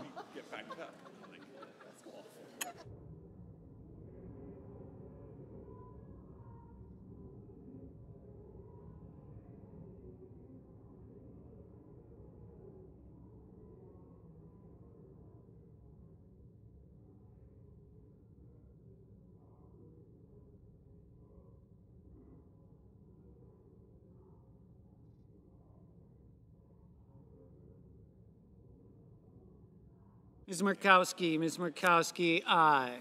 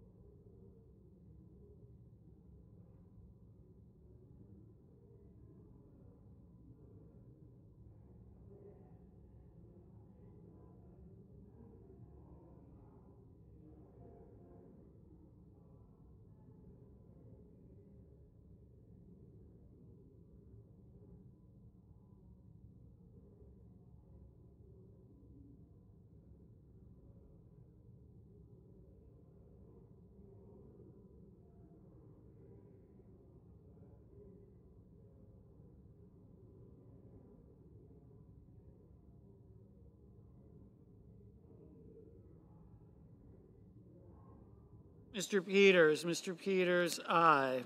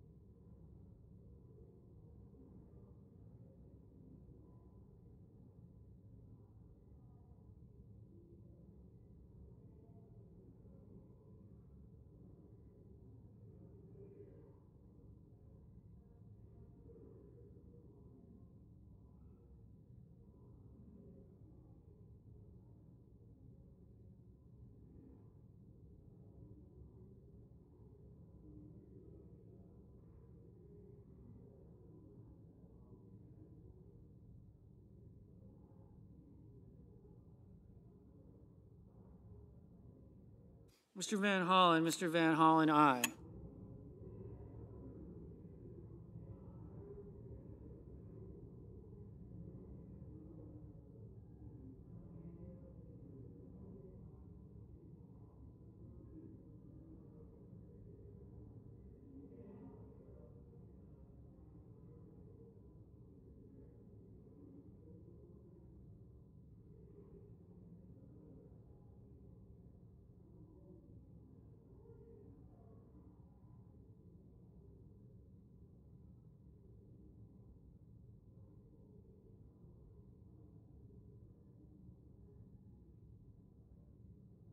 Mr.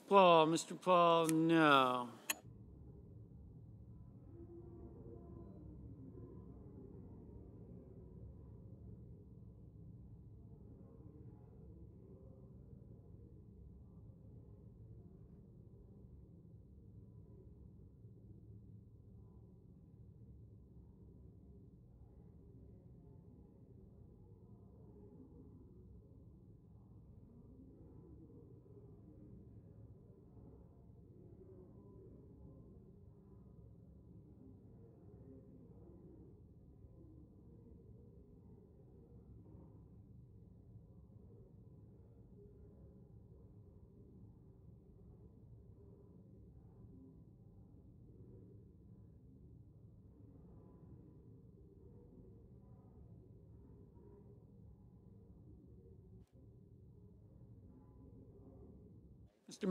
Mr. Markey, aye.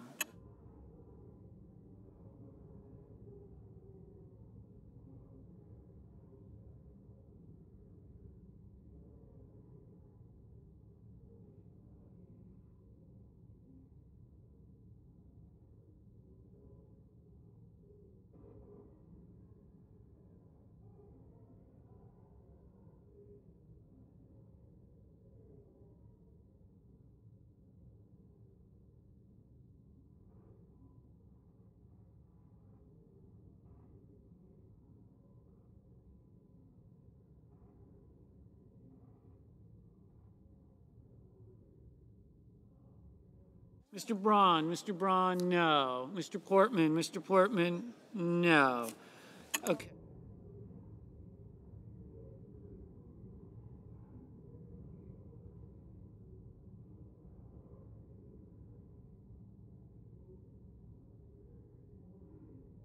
Mr.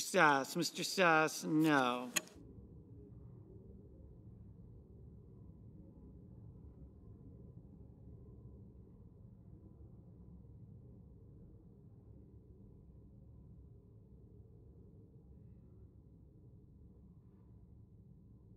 Mr.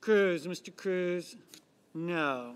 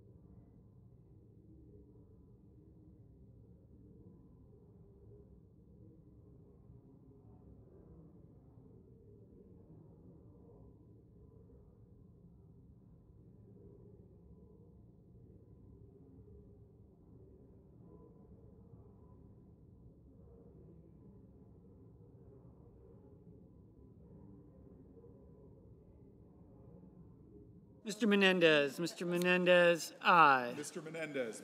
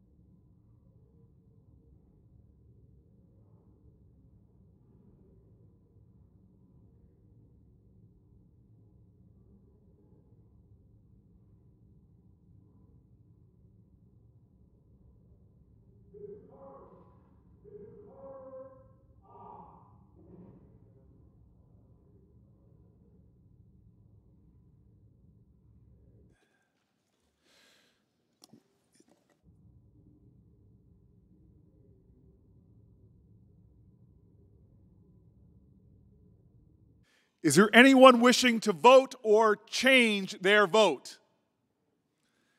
On this vote, the yeas are 53, the nays are 47, and the motion is agreed to. Mr. President. The senior senator from Vermont. Thank you, Mr. President. Today is an historic day. Today, each member of the Senate will have the opportunity to cast a vote on the nomination of Judge Ketanji Brown Jackson to be an Associate Justice of the United States Supreme Court. I say historic because throughout our nation's history, only 115 people have served on the Supreme Court. Until now, only 5 of the Supreme Court justices have been women. Only 2 of the justices have been black, and none has been a black woman. So history indeed, and long overdue. But I'm not going to cast my vote in support of Judge Jackson's confirmation because she is a woman or because she is black. I will cast that vote because she is eminently qualified to serve in the position to which she's been nominated. Her nomination shouldn't just be welcomed, it should be celebrated. It's a major step forward for our democracy. It's further widening the lens to help make our nation more inclusive and more representative with each passing generation. She is one of the most qualified nominees of the Supreme Court that I've ever considered in my 48 years here. Graduate at Harvard and Harvard Law School, a judicial clerk at the district, circuit, and Supreme Court levels, a federal appellate judge, a federal district court judge, a member of the U.S. Sentencing Commission, an attorney in private practice. And she'll be the first ever justice who has served as a public defender, bringing that much needed perspective to the court. No one can argue that Judge Jackson is not objectively qualified to be confirmed. And the manufactured accusations that are thrown at her by some of our committee during our hearings not only fell flat, but they've been refuted and debunked by serious voices across the political spectrum. They hold no water. They serve only to showcase the vitriol and the contempt with which some members of this body approach their sacred constitutional role of advice and consent. I said it during the hearings, and I'll say it again. It's distressing, it's disheartening, and as the Dean of the Senate, it is saddening. Yet I find hope in the fact that Judge Jackson's confirmation to our highest court will have the bipartisan support it deserves, that commands. I commend the Republican senators who have lauded her qualifications and staked their support of her nomination. Judge Jackson has earned the president's nomination, and she has earned confirmation from the Senate. Each and every day, millions of American families are living their lives, and how they live those lives, from the salaries they make to the education their children receive and scores of issues in between, directly impacted by the decisions made at the Supreme Court. And the Supreme Court, in fact, all of our courts, can't be ivory towers accessible only to and bending to the will of a select few in our society. They have to be accountable to all Americans. To do so, they must reflect the diversity of our nation, the diversity that's at the foundation of our democracy, diversity of gender, of race, of creed, of education and history, but also diversity of thought, and life experiences. Judge Jackson brings that and more to the bench. Mr. President, I'm proud to be the President pro tempore of the Senate, and I was proud to have chaired the Senate Judiciary Committee in the past. In that regard, I voted for the first woman to ever serve on the Supreme Court. I voted for the first Latina to serve on the Supreme Court. I voted on thousands of judicial nominations, nominees of both Republican and Democratic presidents. I voted for nominees to the Supreme Court who were put forward by Republican presidents. I've long lamented the increasing political gamemanship that has affected our current confirmation process. And many times on this floor, I've warned about the dire consequences for our courts and for our democracy of converting our confirmation process into a zero-sum game where one party wins and one party loses. But to change that gamemanship requires that we have some adults in the room. That we all come here to the floor of the United States Senate not to score a headline or a trending tweet, but simply to do our jobs. There's only 100 of us to represent this whole country. So who's going to do that today? Simply do their jobs. I've taken a clear look at Judge Jackson's record. I heard her testimony 2 weeks ago. I met with her. I read opinions that she has written. I spent hours listening to her. I saw her intellect, her humility, and her temperament on full display. Mr. President, she's the justice we need now. For Americans today, for the generations to come, for our children and our grandchildren, for all of us, I will cast my vote to confirm Judge Jackson, and I'll do it proudly. And I hope the Senate can rise to this moment. I hope it can be the deliberative body the founders envisioned when they conceived of this great experiment. Our independent judiciary, in fact, our democracy, demanded of us. Mr. President, history will remember the votes cast here today. I will proudly vote aye. I yield the floor.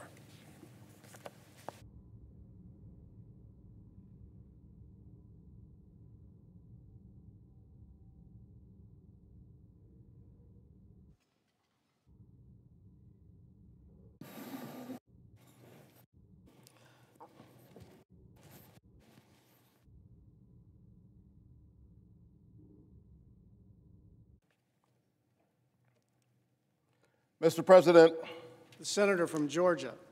Mr. President, I rise today to express my joy in voting to confirm Judge Ketanji Brown Jackson to the United States Supreme Court. What a great day it is for the United States of America, for our system of government, and the grand march toward the fulfillment of the sacred covenant we have with one another as an American people, e pluribus unum, out of many, one. Ketanji Brown Jackson's improbable journey to the nation's highest court is a reflection of our own journey through fits and starts toward the nation's highest ideals. She embodies the arc of our history. The very fine product of public schools. Both her parents attended segregated primary schools before graduating from historically black colleges and universities. She is a two-time graduate of Harvard, a former clerk to Supreme Court Justice Breyer, to whom the nation owes enormous thanks for his decades of public service. a former federal public defender who would be the first of her kind to serve on the Supreme Court, a jurist who has gone before the Senate on 3 separate occasions and each time has garnered strong bipartisan support, a judge who has heard cases both in the U.S. District Court and our Federal Court of Appeals, a judge who has the strong endorsement of critical stakeholders from across our justice system, from the American Bar Association, to those who advocate for civil rights,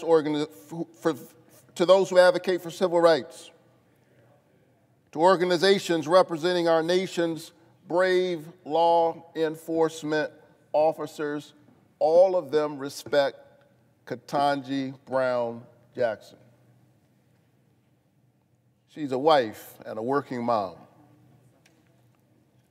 She is America at its best. That I believe in my heart after meeting with her in my office, talking to folks whom I trust, who know her, and hearing her testimony before the Senate Judiciary Committee. Under intense questioning before the committee, much of it appropriate and necessary, some of it outrageous and beyond the pale.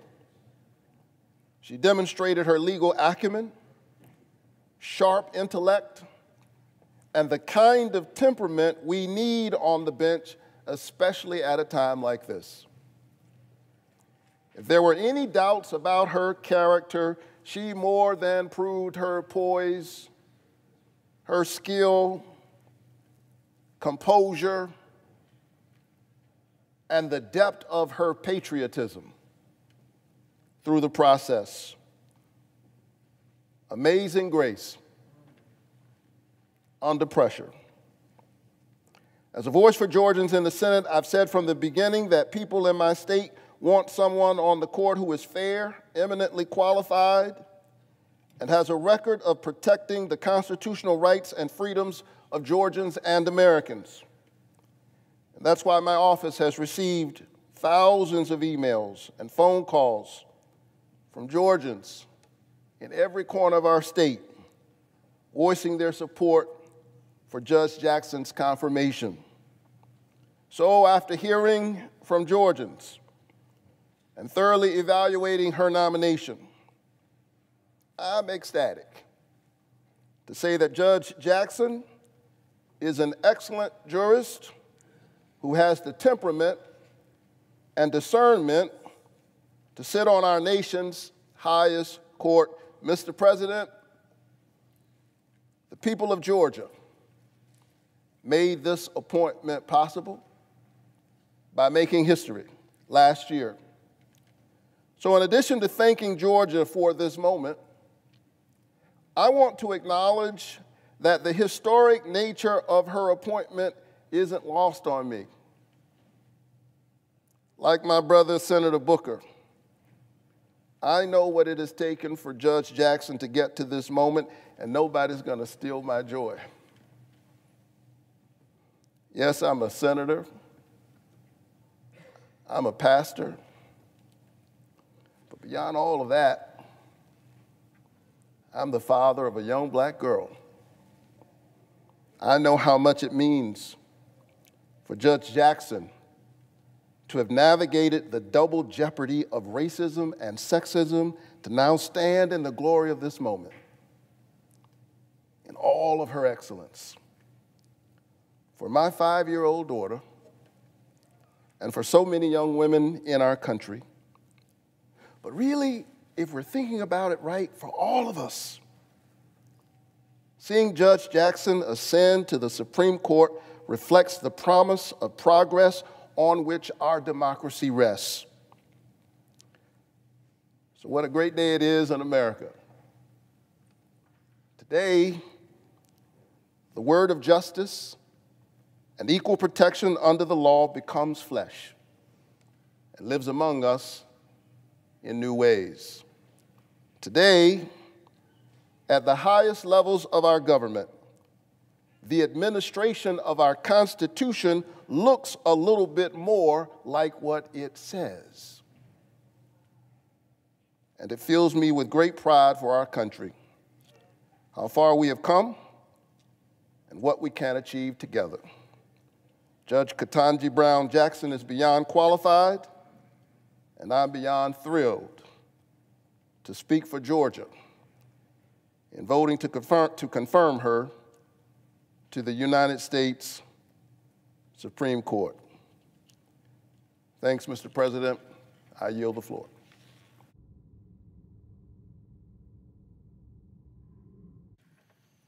Mr. President. Senator from New Hampshire. Mr. President, while we all gather to acknowledge this historic day and prepare to vote to, in my case at least, confirm Judge Jackson, I rise to bring up another issue. I rise today to urge my colleagues to pass into law common sense legislation to bring down oil and gas costs for Americans. As many of my colleagues have discussed on this floor, Americans across the country, including in my state of New Hampshire, are facing higher costs from the grocery store to the gas pump. As we work together to build a stronger, more resilient economy that strengthens our supply chains and invests in American manufacturing, we must also bring relief to American families right now, an issue that has become even more urgent in the wake of Russia's invasion of Ukraine, which has sent gas prices soaring.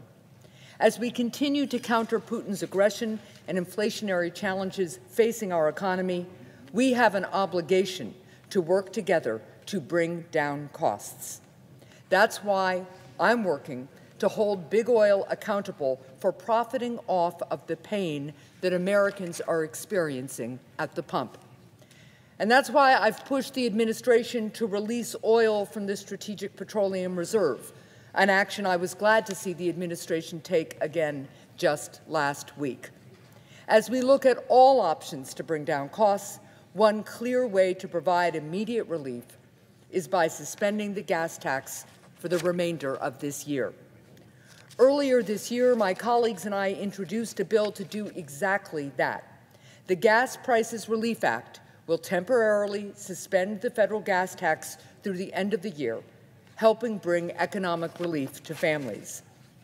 Mr. President, as if in legislative session, I ask unanimous consent that the Finance Committee be discharged and the Senate proceed to the immediate consideration of Senate Bill 3609, that the bill be considered read a third time and passed, and that the motions to reconsider be considered made and laid upon the table. Is there objection? Mr. President, reserving the right to object. Let me begin by saying that my friends and colleagues across the aisle are right about one thing. Gas prices are incredibly high right now in this country. The effort to blame this on what's happened in Ukraine, however, overlooks the real cause of the phenomenal rise in gas prices that we've seen for a year before Putin even invaded. Definitely, the invasion did increase pressure on gas prices, but the problem is that this administration's policies have dramatically reduced the supply in the United States, and Americans across this country know how supply and demand impacts price. The gas tax holiday that is now being proposed is not a solution. It is a political gimmick that would not stop skyrocketing gas prices or inflation. In fact, Larry Summers said in a Wall Street Journal podcast, "I think a gas tax idea is saved only by its triviality from being one of the worst public policy ideas of the decade. It will have little effect over any reasonable horizon on prices. It will be counterproductive from an environmental point of view. It is the ultimate policy gimmick. Rather than accept responsibility for 14 months of reckless spending or the more than 40% increase in gas prices that had already occurred before the Russian invasion, Democrats want to blame higher gas prices on the Russian invasion or corporate greed. They also want to ignore the consequences of their relentless attacks on the American oil and gas industry. the administration's overly bureaucratic permit and regulatory process for domestic energy production, and the misguided policy decisions like canceling the Keystone XL pipeline. The solution to rising gas prices is not a tax holiday, which would offer little relief but threaten infrastructure investments and worsen our national debt situation. Nor is the solution a tax on American companies who increase their production of oil and gas to try to help us become more energy independent. Nor is it stimulus checks, which have the potential, as the past ones have, to increase gas prices even further and push inflation even higher. Nor is it to encourage other hostile regimes to produce more oil. The only lasting solution to our current problems is to bolster American oil and gas production to replace not only Russian imports, but to facilitate exports to support our allies and end their dependence on Russia. Indeed, I, along with a number of my Republican colleagues, have sponsored proposals to enhance U.S. energy independence and undo many of President Biden's misguided energy policies. Republicans believe we can and should be doing more to unleash America's domestic energy potential, reduce reliance on volatile foreign actors like Russia, and deliver cost savings to middle-class families across the country. Hardworking American families need real relief, not political gimmicks. And that's why I oppose this gas tax holiday. I urge my Democrat colleagues to abandon the reckless spending and tax policies that have already failed, but which seem to be contemplated in the President's now newly reintroduced budget, and support proposals that will actually lower prices for everyday Americans. And for those reasons, Mr. President, I do object. The objection is heard. Mr. President, before I wrap up, I just want to point out that what you've just heard, what the American people have just heard, is talking points straight out of Big Oil's playbook. A gas tax holiday is a common sense solution that would provide immediate relief for Granite Staters and Americans all over the country. Big Oil holds thousands of unused permits at their fingertips that they could use right now to increase supply. And instead, what is happening is Big Oil is padding its pockets at the expense of Americans. And let's be clear, this would not take a dime out of the Highway Trust Fund because this bill instructs Treasury to replenish the trust fund, something it has done half a dozen times in about the last decade. This is something that has bipartisan support across the country. Democratic and Republican governors, Democratic and Republican legislatures are moving to suspend their gas taxes. This is something we could do right now to help American families balance their budgets and make ends meet. So while I am disappointed to see my colleague block this critical legislation, I will keep working to bring down costs for American families and get this bill passed.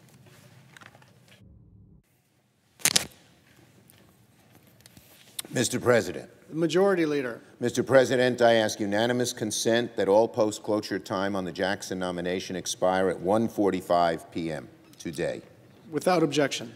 And, Mr. President, for the information of the Senate, there will be a roll call vote at 1:45 p.m. today on confirmation of the nomination of Ketanji Brown Jackson to be an Associate Justice of the Supreme Court of the United States. Senators are encouraged to be seated prior to the start of the vote and are encouraged to cast their vote from their desk. Yield the floor.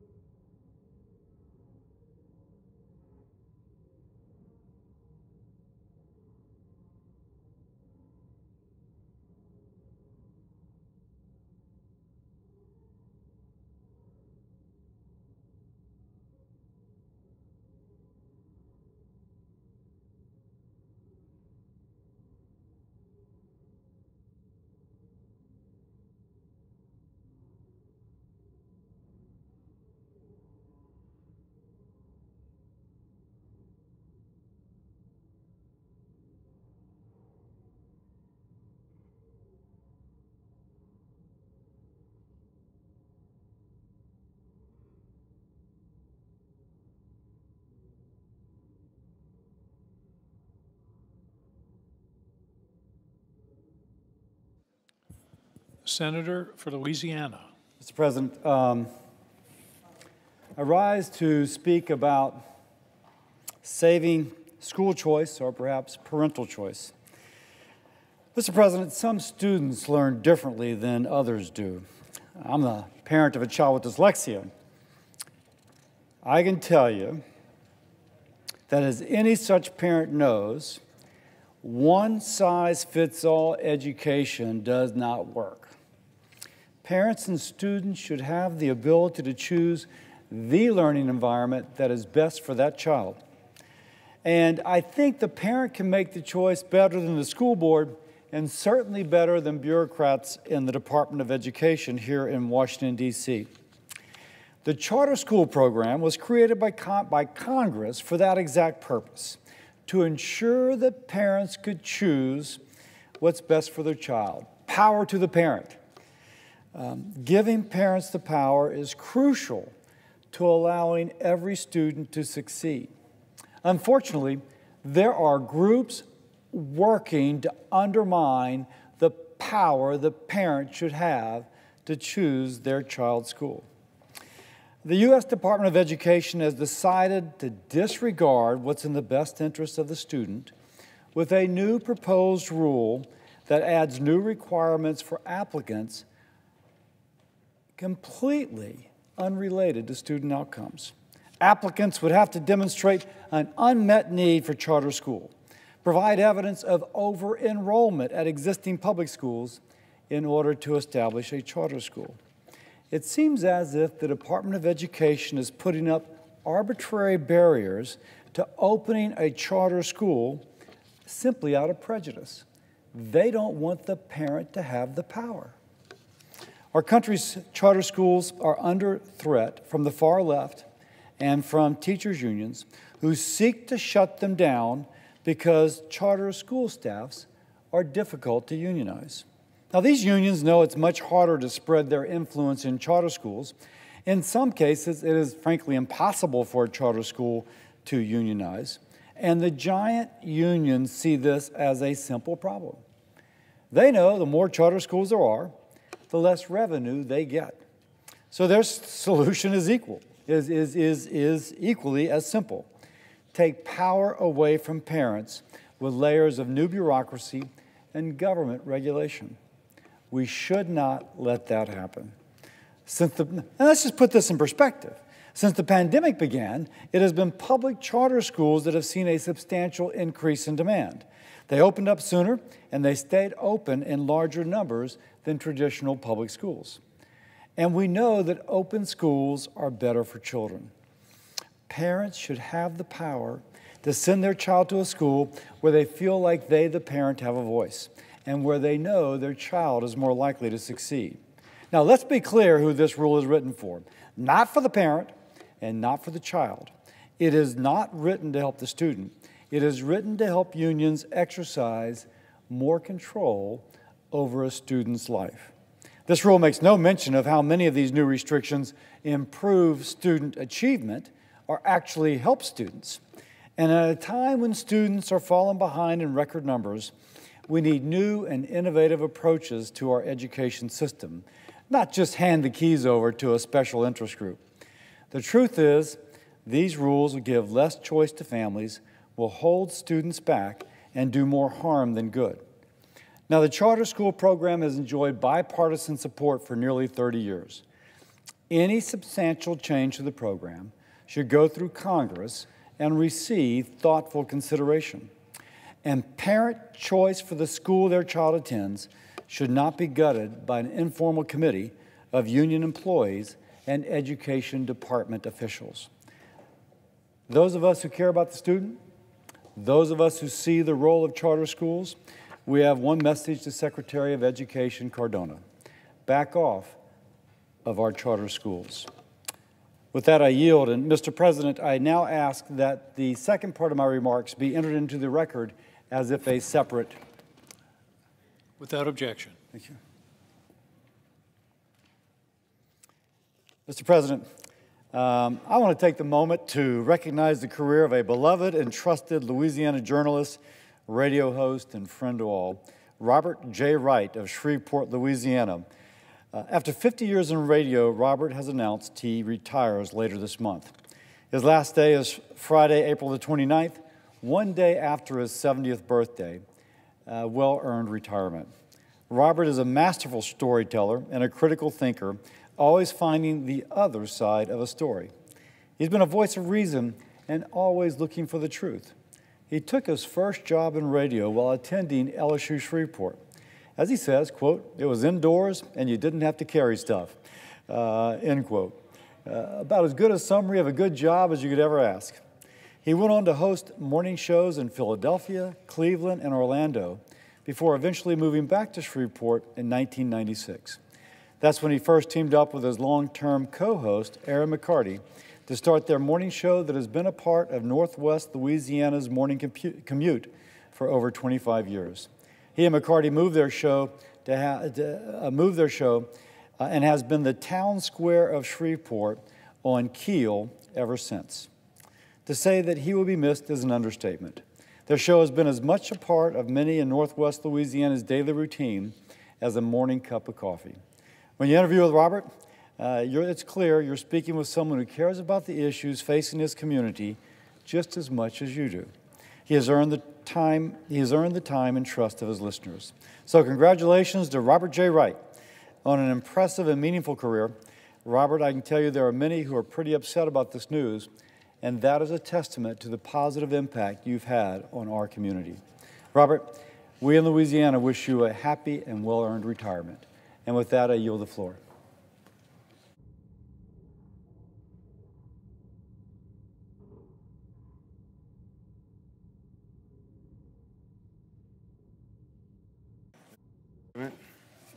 The senator for Iowa. Soon we'll be voting on Judge Jackson's nomination, and I'd like to explain why I'm voting against her appointment to the Supreme Court. Since the White House announced Judge Jackson's nomination, I have emphasized the need for a thorough and fair process. Unfortunately, the majority party weren't concerned about the rigorous examination of her record. The White House and the majority party have shielded important information. We don't have any non-public document from her time at the Sentencing Commission, and the Obama White House held back more than 48,000 pages. Judge Jackson also gave the White House confidential, non-public probation recommendations for some of her cases. But when we asked about a probation document filed on the Hawkins case, Judge Jackson claimed that she was not able to access records for her old cases because that was allegedly because she was no longer on the district court. And we now know that she sits on the D.C. Circuit Court of Appeals. Now, if that's true, there are many unanswered questions about how information the White House thought was helpful was so easily obtained. So we should take into account that all the helpful information has already been leaked. That brings me to the merits of Judge Jackson's nomination. For judicial nominees, their philosophy ought to decide how to decide cases ought to be of primary consideration. Part of having a judicial philosophy is having an understanding of the fundamental principles of our Constitution. Natural rights are a part of that system. Judge Jackson explained to us that she does not, quote, hold a position on whether individuals possess natural rights. Now that ought to be very shocking. Natural rights are basic to our constitutional system and principles of limited government, because we all know our country was founded on the belief that's expressed in the Declaration of Independence: all men are created equal, and they are endowed by their Creator with certain unalienable rights. Among these are the life, liberty, and the pursuit of happiness. And that was further nailed down in the Constitution of the United States. Our Constitution vests the three branches of government with very limited power. All other powers not given to the federal government are reserved to the states and to the people thereof. The principle of limited government is what makes America an exceptional nation and sets our Constitution apart. Judges must have a proper understanding of those basic principles, and the way Judge Jackson answered those questions, particularly the answers she gave to Senator Cruz, shows that she lacks that very necessary foundation. Now I want to go on to a few other examples. At the hearing, Judge Jackson testified about one of her decisions involving the First Step Act. In that case, prosecutors had rock-solid evidence against a dangerous drug kingpin. But Judge Jackson was displeased the government pursued a mandatory minimum sentence. So she misused a motion for compassionate release to resentence that person to a sentence she thought he deserved. As the lead author of the First Step Act, I know that's not what we wrote the statute to do. The act was supposed to allow elderly inmates and those suffering from terminal illness to petition the court for a sentence reduction. The statute also allows for a reduction if the court finds an extraordinary and compelling reason. Judges should use great discretion. Judges should weigh against the charge the dangers to society and the risk of recidivism. At her hearing, Judge Jackson said that she based her extraordinary and compelling finding on the non-retroactive changes to the law. This radical interpretation is terrible and dangerous. Congress chose which provisions of the First Step Act would apply retroactively. The Senate is currently considering legislation that I co-sponsored with Chairman Durbin that makes some of the First Step Act provisions retroactive. But that's Congress's role, not Judge Jackson's role. Senator Durbin and I wouldn't have been able to broker a compromise on that legislation if senators thought the judges would rewrite the law and insert their own views from the bench. Decisions like this will make bipartisan work, particularly on criminal justice reform, harder to do. That case by the name of Young is just one example of Judge Jackson's lenient approach to criminal law and sentencing.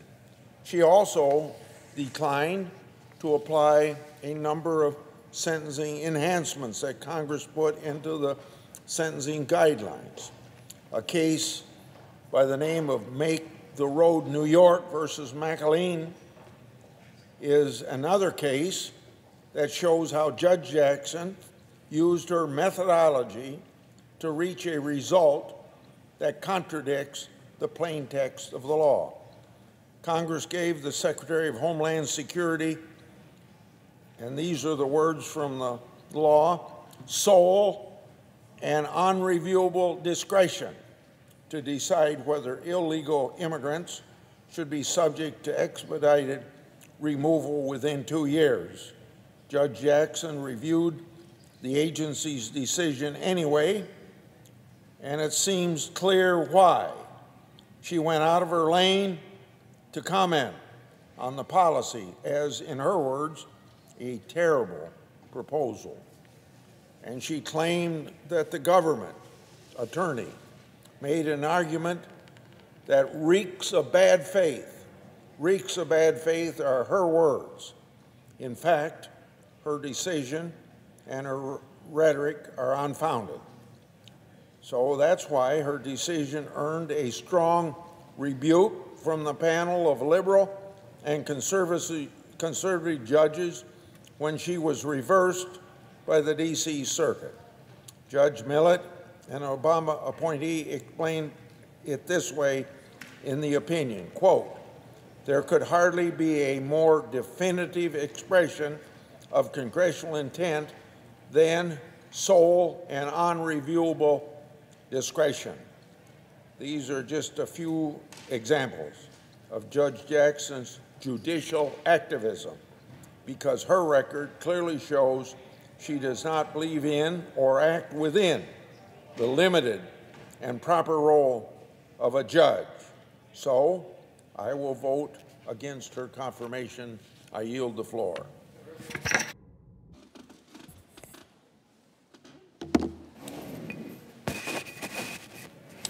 Mr. President. Senator from Illinois. Mr. President, this Capitol building has served as the backdrop for some of the most notable moments in America's history. In this building, wars have been declared, peace treaties have been signed, and the march toward progress has either moved forward or has been stopped in its tracks. Today, the members of this Senate have the opportunity to take a monumental step forward. We will vote to confirm a once-in-a-generation legal talent, a jurist with outstanding credentials and a lifetime of experience, and the first ever African-American woman to serve as Justice of the Supreme Court, Judge Ketanji Brown Jackson. Judge Jackson's confirmation will be a glass-shattering achievement for America. Consider this moment in history. When the Supreme Court first met in this building in February of 1801, there were 1 million slaves in this nation, a nation of 5 million people. This very building was built with the labor of enslaved people. And at the time the court met, neither black Americans nor white women had a constitutionally guaranteed right to vote. Women had no place in that first Supreme Court chamber, and black women would only enter to clean it in the dark of the night. We know what followed. America's battle to end slavery saw a bloody civil war, decades of efforts to break down racial barriers, and the efforts continue to this day.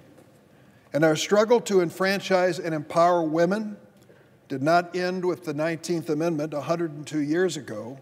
It continues to this day as well, as we strive to give our daughters the same opportunities we give our sons. This confirmation of the first black woman to the Supreme Court honors the history that has come before it. It honors the struggles of the past, of the men and women who waged them. And this confirmation draws America one step closer, one step to healing our nation, one step closer to a more perfect union. Nearly a century after our founding, we guaranteed the rights of citizenship finally to every American, including for the first time those who were born into bondage with the ratification of the 14th Amendment. It took a long century later for us to expand the bounds of liberty again. We ensured the federal government could vigorously protect the right to vote, the most fundamental of rights, with the passage of the Voting Rights Act of 1967. One victory for progress begat the next. 2 years after the Voting Rights Act, we confirmed the first black American to ever serve on the Supreme Court, Justice Thurgood Marshall. But I'd like to remind you, That was 50 years ago. Now, with the passage of that time, we are beginning to write another chapter in our nation's quest for equal justice under the law. And that chapter begins with 3 letters, K, B, J. With Judge Ketanji Brown Jackson's confirmation to the highest court in the land, we are not only making history, we are carrying on a great American tradition, elevating one of our nation's best and brightest legal minds to an honored position of service. There's no one more deserving of this high honor. As we've learned over the past month, she is the best of us. She has devoted her life to serving our country. She's done so at every level of the federal judiciary, and at every turn she's distinguished herself. When I hear the critics say she's soft on crime, I wonder how they explain that she was endorsed by the largest law enforcement agency and organization in America, the Fraternal Order of Police, as well as the International Chiefs of Police, as well as an army of federal prosecutors who have appeared in her courts.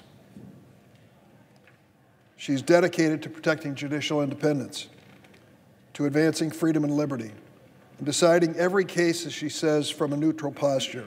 That's exactly what you'll find in evaluating nearly 10 years of service on the bench. I hear senators come to the floor and say, well, there's one opinion I disagree with. For goodness sakes, she's issued almost 600 written opinions in 10 years on the bench in the district court. She's been reversed a small percentage of the time. Her work speaks for itself. And when you evaluate it, you'll find out she's thoughtful and even-handed. As the American people saw during last month's hearing in the Judiciary Committee, Judge Jackson has the right judicial temperament. Calm, collected, she answered every question, even when the questions were hostile and confrontational.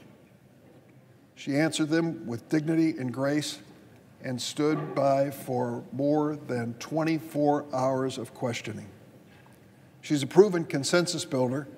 She's been confirmed by the Senate on a bipartisan basis more than three times, I should say, and soon we hope she'll be confirmed again by a bipartisan majority.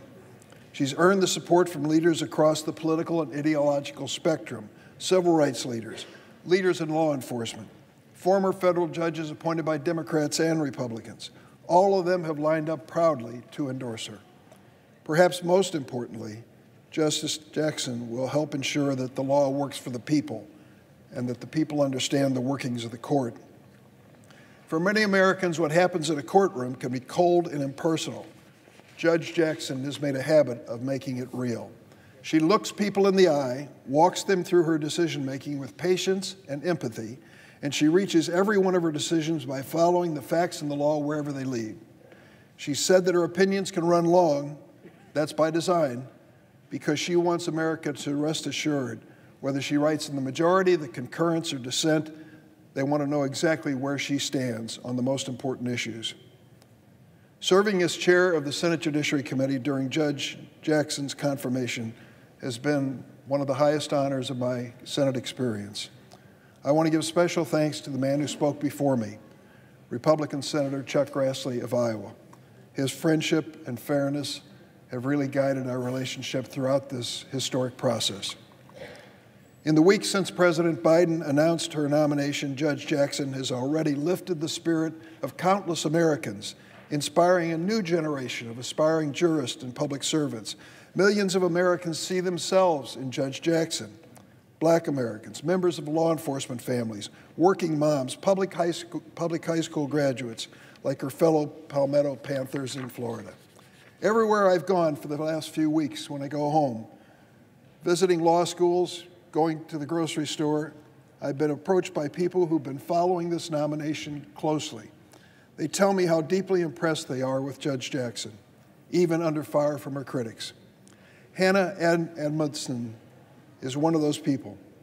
She's a law student in Waukegan, Illinois, a city on the shores of Lake Michigan. In a letter to my office, Hannah wrote, and I quote her in saying, "If you can see it, you can be it." And I'm very excited to see America's first black female justice. Reverend Krista Alston is a Baptist minister in the city of Chicago. comes from a long line of Baptist ministers. She calls herself a civil rights baby, born in '64, the year LBJ signed the Civil Rights Act.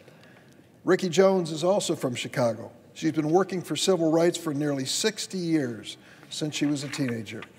Well, late last month, Reverend Alston and Miss Jones, with 4 other people, drove 11 hours from Chicago to attend an hour of Judge Jackson's hearing.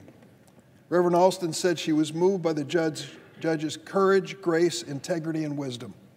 She imagined what it will be like years from now to tell her future grandchildren what it was like to be in that room for that historic moment. And Ricky Jones said she never even expected to hear about a black woman being nominated to the Supreme Court, let alone to be in the room for her hearing.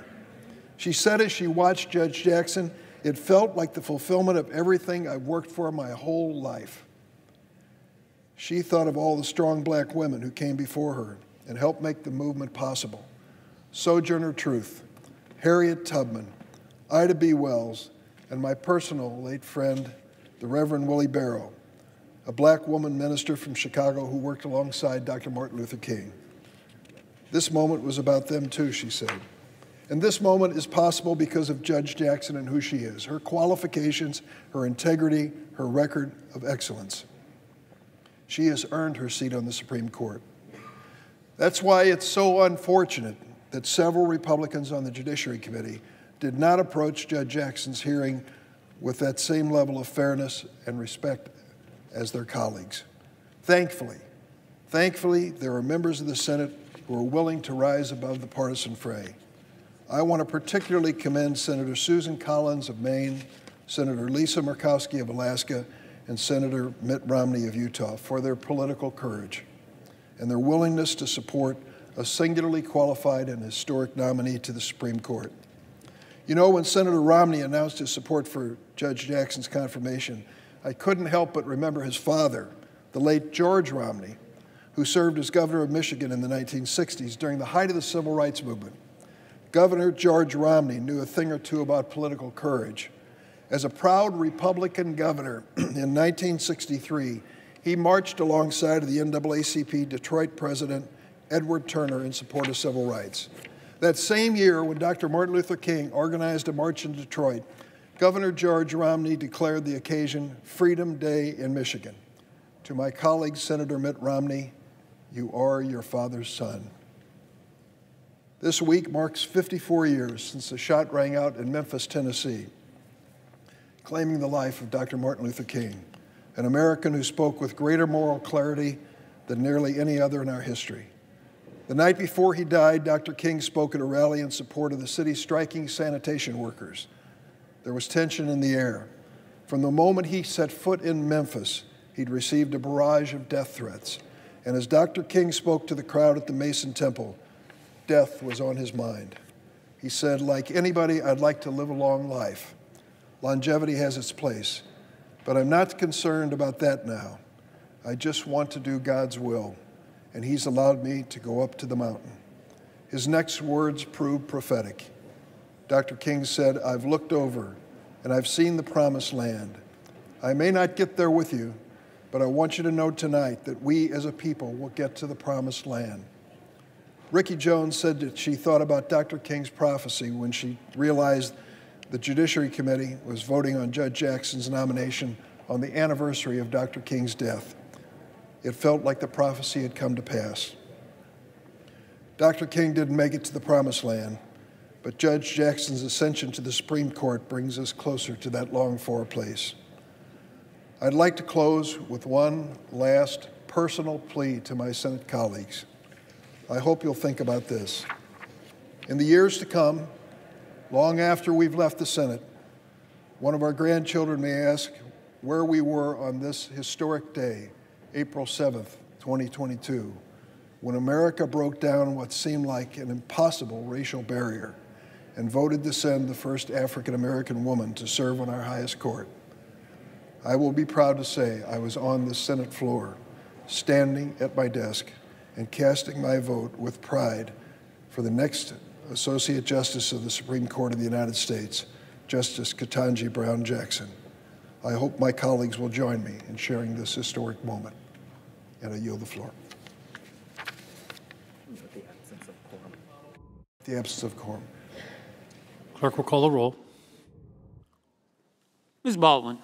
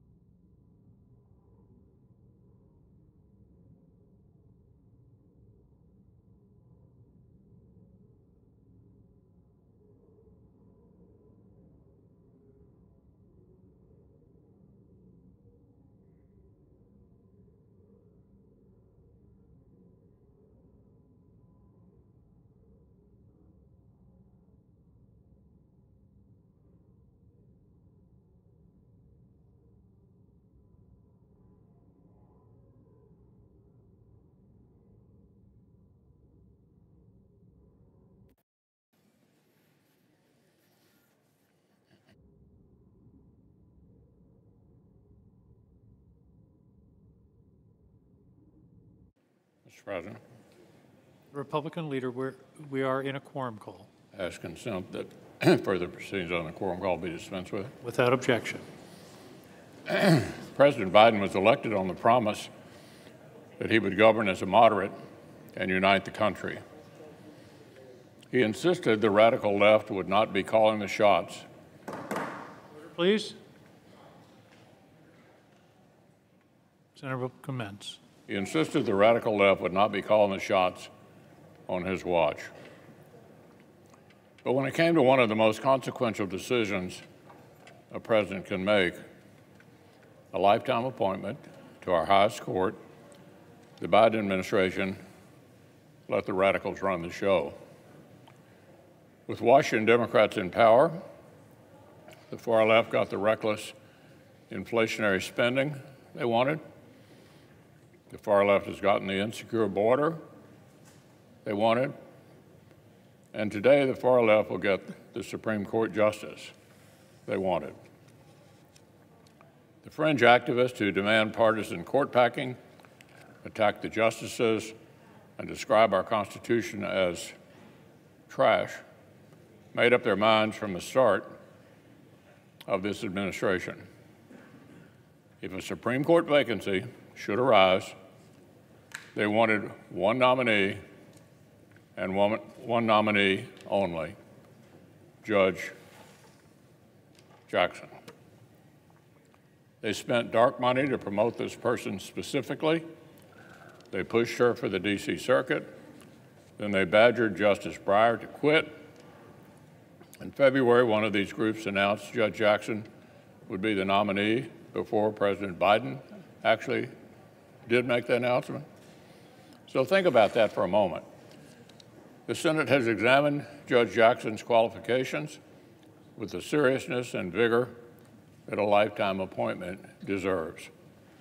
Unlike when the parties' positions are reversed, the country was not subjected to uncorroborated smear campaigns, committee boycotts, stunts with cardboard cutouts, or mobs chasing senators around the Capitol. Now, a few of our Democratic colleagues seem to have decided in advance they would claim that Judge Jackson was treated shabbily. I've heard that script recited, even though it didn't happen. Didn't happen. Let's be clear. No nominee before the Senate for any position deserves a cakewalk or a coronation. Tough questions about a federal judge's own rulings and statements are the definition of fair game. My Republican colleagues vigorously inquired, shed important new light on a frequently disturbing judicial record. So I applaud my colleagues for focusing on substance and not following the Democrats' recent precedents into the gutter. Unfortunately, what the Senate's process turned up was disturbing. First, the nominee would not follow the Ginsburg-Breyer precedent and denounced the insane concept of partisan court packing. Second, her judicial record is full of cases where Judge Jackson ruled like a policymaker implementing personal biases instead of a judge following the text wherever it led. And third, her aggressive judicial activism frequently focused on treating convicted criminals as gently as possible. In literally case after case, from deadly fentanyl to open borders to child exploitation, Judge Jackson tilted the scales of justice away from public safety and innocent victims in favor of her career-long passion for softening up criminal sentencing. In Judge Jackson's courtroom, plain legal text and clear congressional intent were no match for what the judge admits are her personal policy disagreements. Even as a violent crime wave sweeps America, Democrats are pursuing a nationwide campaign to make the justice system softer on crime. They're stacking the deck with far-left prosecutors, woke warriors at the Department of Justice, and federal judges who believe criminals deserve lighter treatment. This project is terrible for innocent American families, and every piece of evidence suggests Democrats view Judge Jackson as its crown jewel. So I'll close with this. These debates about judicial philosophy are not just academic. The charged political atmosphere around confirmations, the outsized role that unelected judges play in our national life, these are direct consequences of liberal judicial activism. They're direct results of the efforts to misuse federal courts as a progressive legislature that voters can't kick out. A republic of self-serving citizens should not spend every June watching with bated breath to see if 5 or 6 lawyers will hand down sweeping policy changes with zero basis in the written Constitution. And the solution is not to make the court even more of a super legislature like liberals want, a delegitimizing death spiral that would destroy the rule of law. There's only one solution.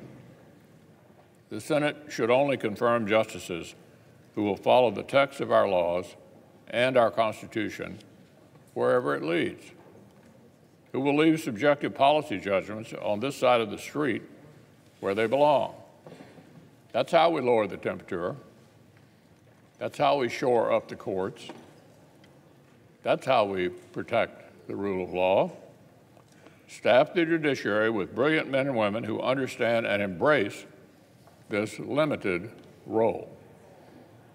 No other road leads anywhere good for our great nation.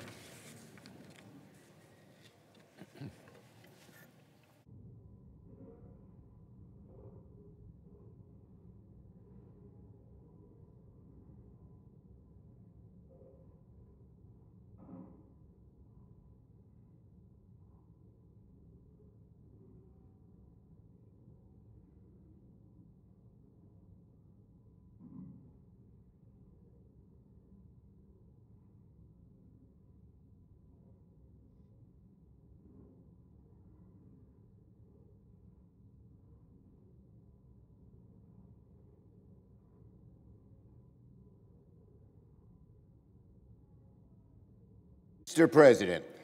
Majority Leader. Mr. President, this is a wonderful day, a joyous day, an inspiring day for the Senate, for the Supreme Court, and for the United States of America.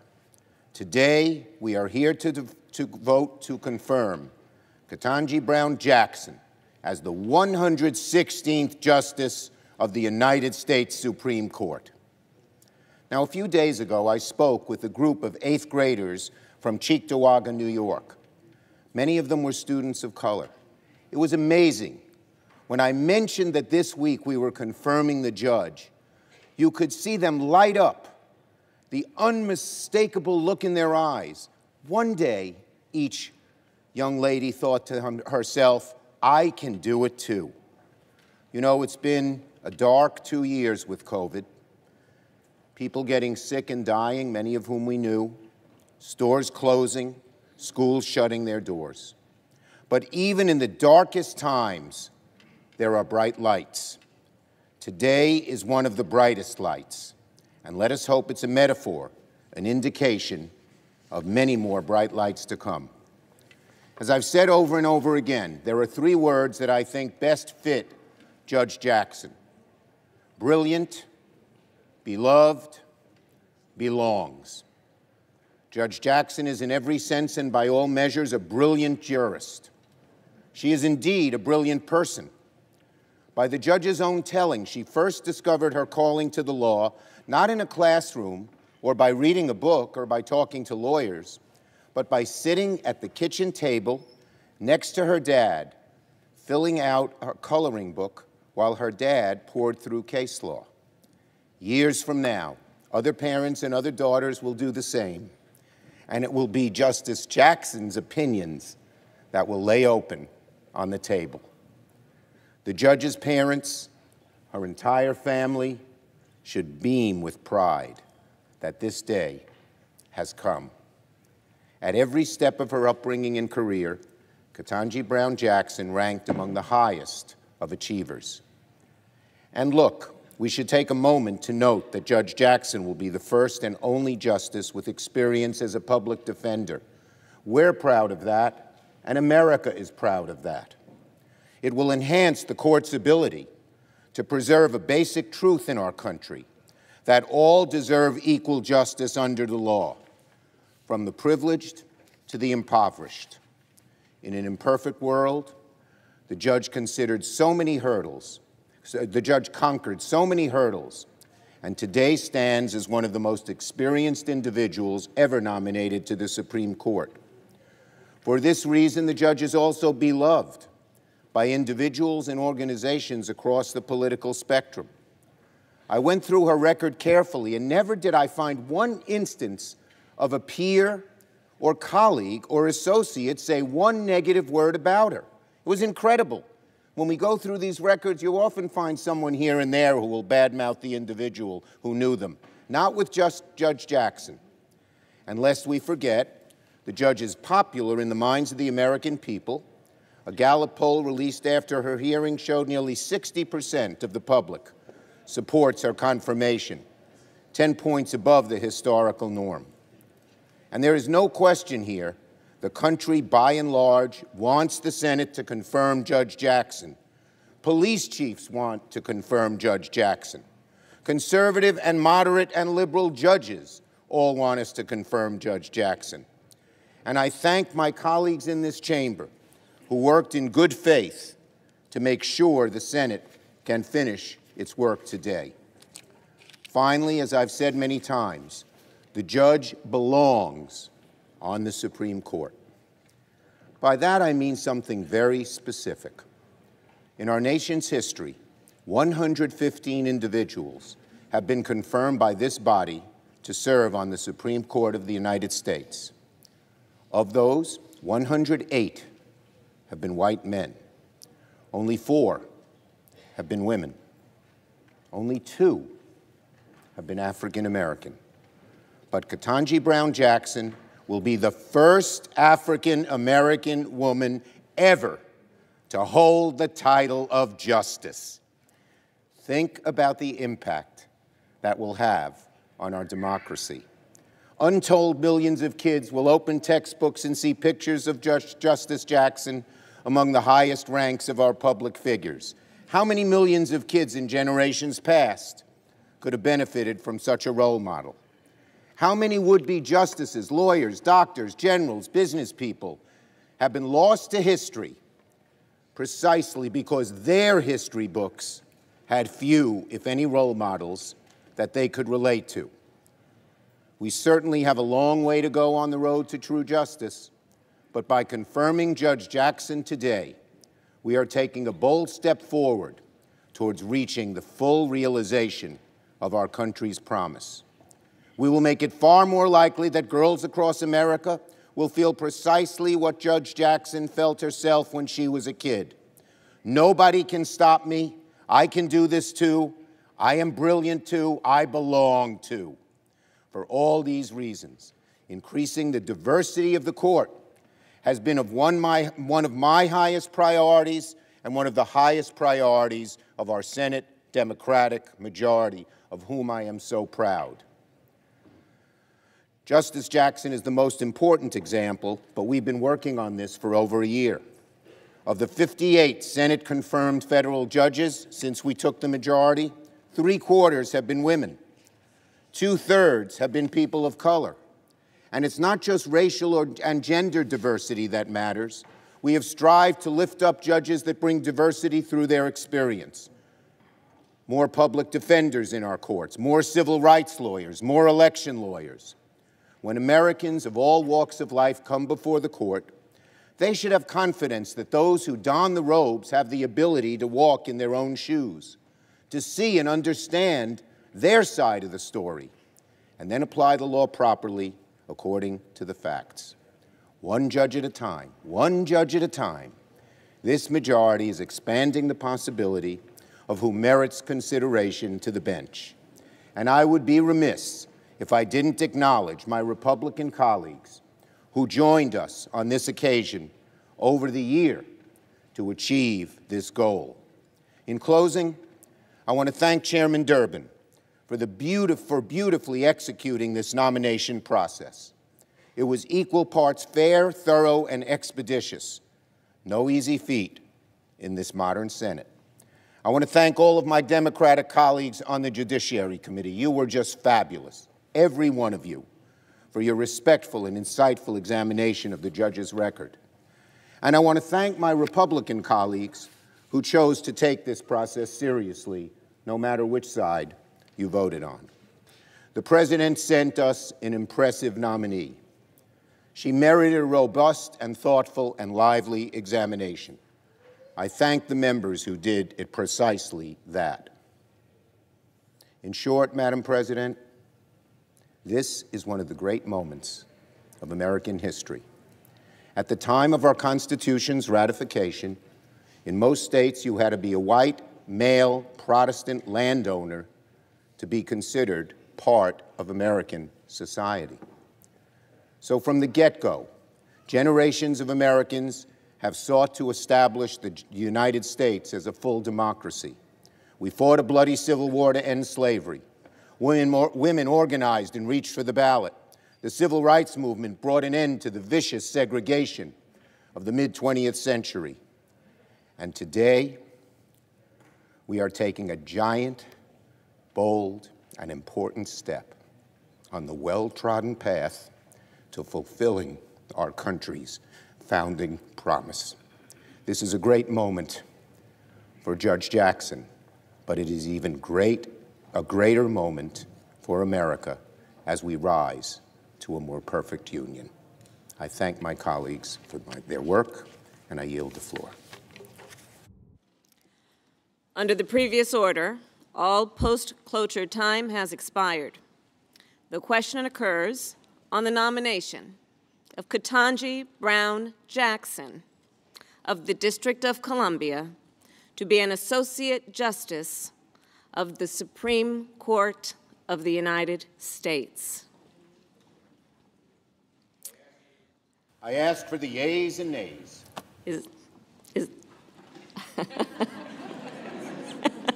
Is there a sufficient second? There is. And certainly appears to be a sufficient second. The clerk will call the roll. Ms. Baldwin. Aye. Ms. Baldwin, aye. Mr. Barrasso. No. Mr. Barrasso, no. Mr. Bennett. Aye. Mr. Bennett, aye. Mrs. Blackburn. Mrs. Blackburn, no. Mr. Blumenthal. Aye. Mr. Blumenthal, aye. Mr. Blunt. No. Mr. Blunt, no. Mr. Booker. Yes. Mr. Booker, aye. Mr. Bozeman. No. Mr. Bozeman, no. Mr. Braun. Mr. Braun, no. Mr. Brown. Aye. Mr. Brown, aye. Mr. Burr. Mr. Burr, no. Ms. Cantwell. Aye. Ms. Cantwell, aye. Mrs. Capito. Mrs. Capito, no. Mr. Cardin. Aye. Mr. Cardin, aye. Mr. Carper. Aye. Mr. Carper, aye. Mr. Casey. Aye. Mr. Casey, aye. Mr. Cassidy. Mr. Cassidy, no. Ms. Collins. Aye.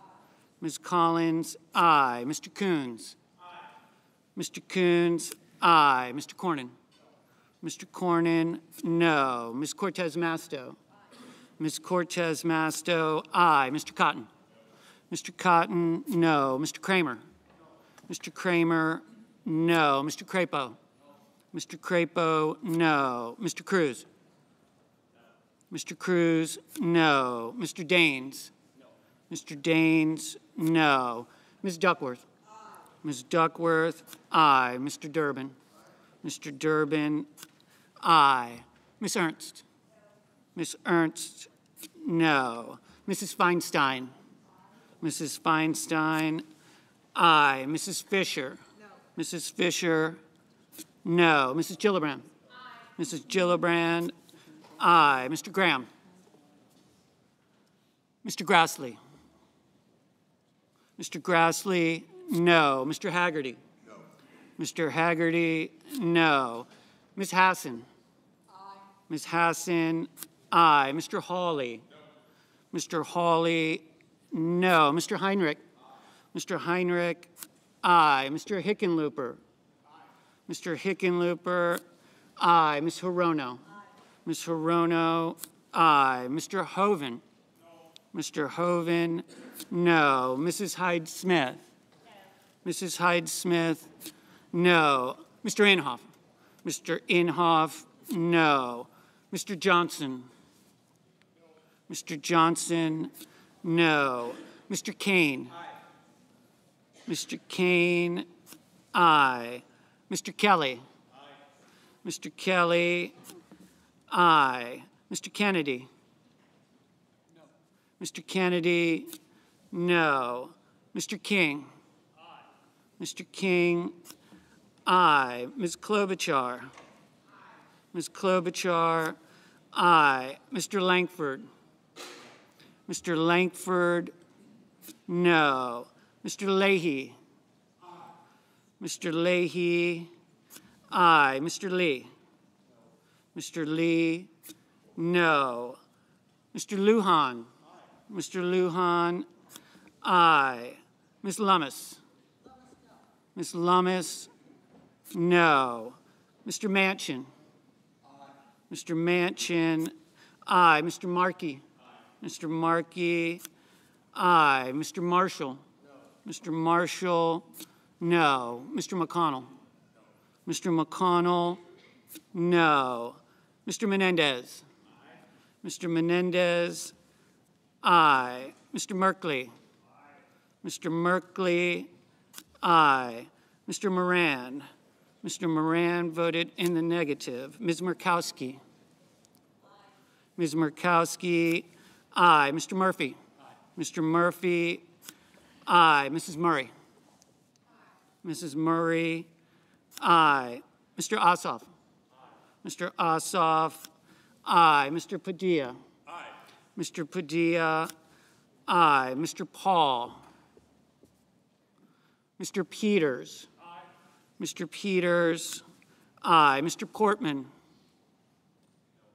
No. Mr. Portman, no. Mr. Reed? Aye. Mr. Reed, aye. Mr. Risch? No. Mr. Risch, no. Mr. Romney? Mr. Romney, aye. Ms. Rosen? Ms. Rosen, aye. Mr. Rounds? Mr. Rounds, no. Mr. Rubio? Mr. Rubio, no. Mr. Sanders? Mr. Sanders, aye. Mr. Sass? Mr. Sass, no. Mr. Schatz? Mr. Schatz, aye. Mr. Schumer? Mr. Schumer, aye. Mr. Scott of Florida? Mr. Scott of Florida, no. Mr. Scott of South Carolina? Mr. Scott of South Carolina, no. Mrs. Shaheen? Mrs. Shaheen, aye. Mr. Shelby? Mr. Shelby, no. Ms. Sinema? Ms. Sinema, aye. Ms. Smith? Ms. Smith, aye. Ms. Stabenow? Ms. Stabenow, aye. Mr. Sullivan? Mr. Sullivan, no. Mr. Tester? Mr. Tester, aye. Mr. Thune? Mr. Thune, no. Mr. Tillis? Mr. Tillis, no. Mr. Toomey? Mr. Toomey, no. Mr. Tuberville? Mr. Tuberville, no. Mr. Van Hollen? Mr. Van Hollen, aye. Mr. Warner? Mr. Warner, aye. Mr. Warnock? Mr. Warnock, aye. Ms. Warren? Ms. Warren, aye. Mr. Whitehouse? Mr. Whitehouse, aye. Mr. Wicker? Mr. Wicker, no. Mr. Wyden? Mr. Wyden, aye. Mr. Young? Mr. Young, no. Mr. Graham? Mr. Graham, no.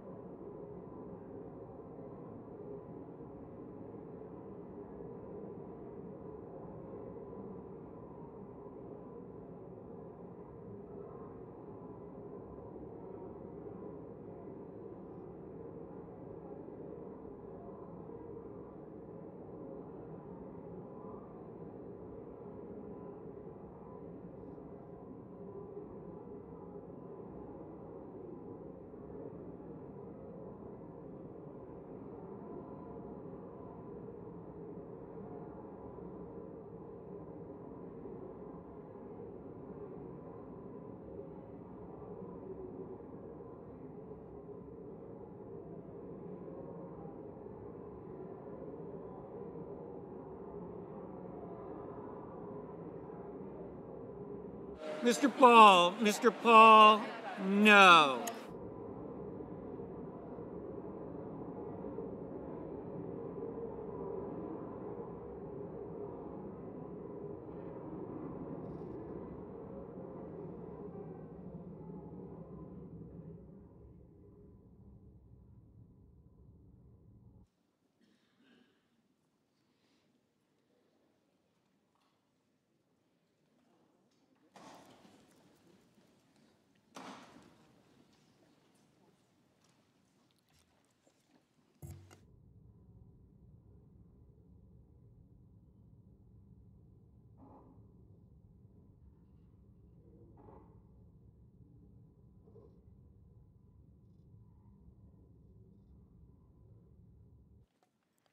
On this vote, the yeas are 53, the nays are 47, and this nomination is confirmed.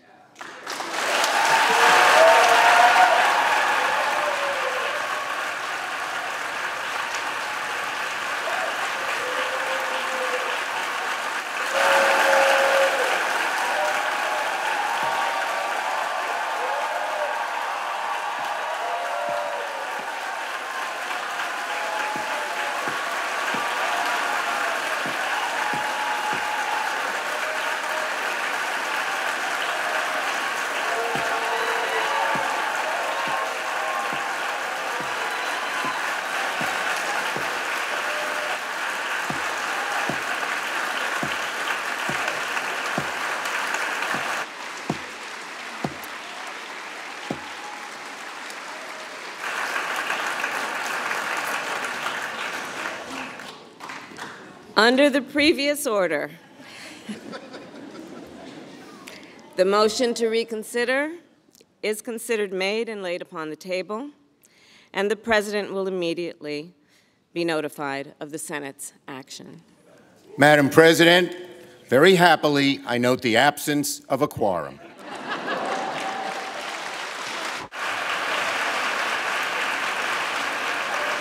The clerk will call the roll. Ms. Baldwin.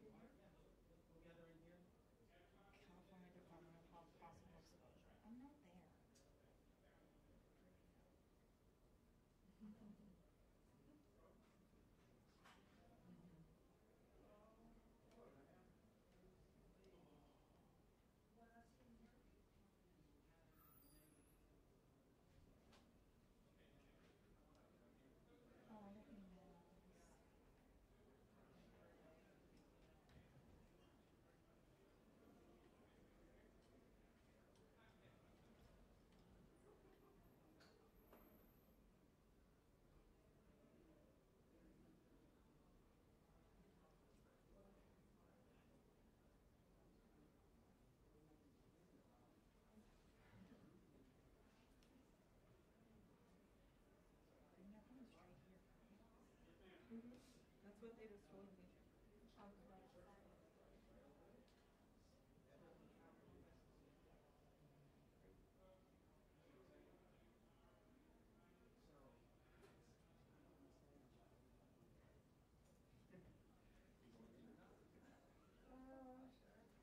going in, but I'm going out the back door. Are you? Yeah. Who's coming in? The Senate Judicial Committee Democrats. Oh, okay. So.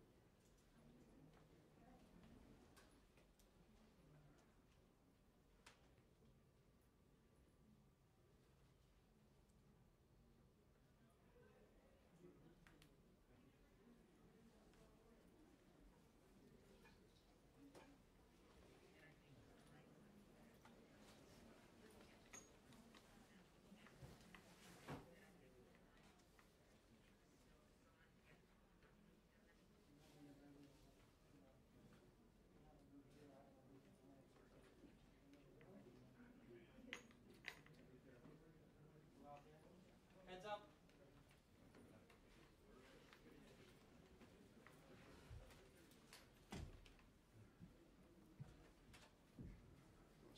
No, you start and you wait till your members get here. Okay. Speaking.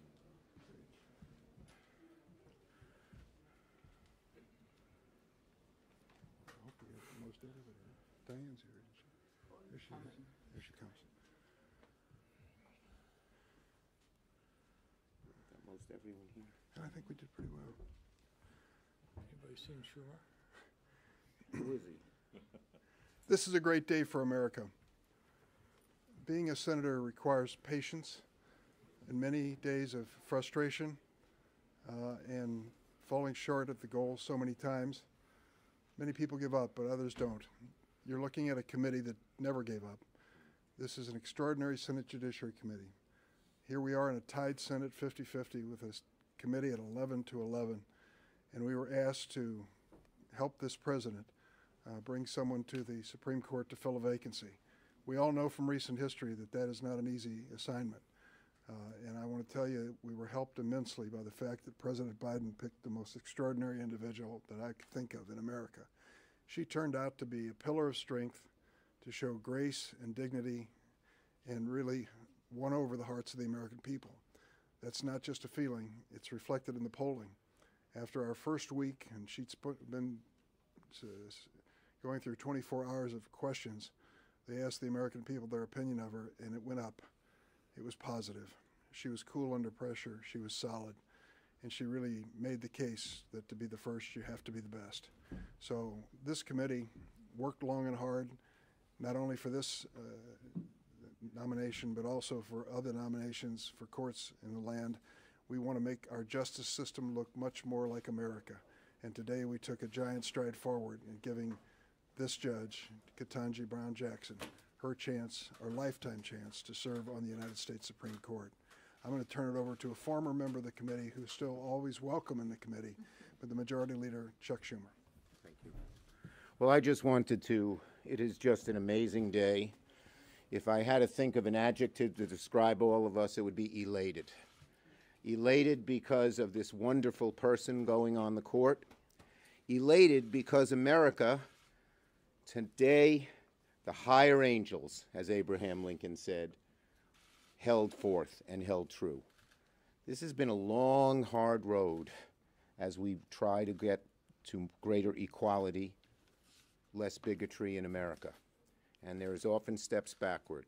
But when you have a day like this, it inspires you to keep moving forward. There's no better group to have us move forward than this group. I came here to praise the Judiciary Committee, led by Dick Durbin. He just did a fabulous job. And to praise all of the members of this committee. It's just, when you look around and see, it's an amazingly talented group of people. And they showed it. They showed it in this hearing where the challenges were large. Some of the Republicans on the committee treated the witness and the other members respectfully, but some did not. You all saw that. But this committee held their ground, stayed cool, answered respectfully, and beat back the nastiest of arguments. So they should be very proud of themselves because all of the Senate and all of America is proud of them.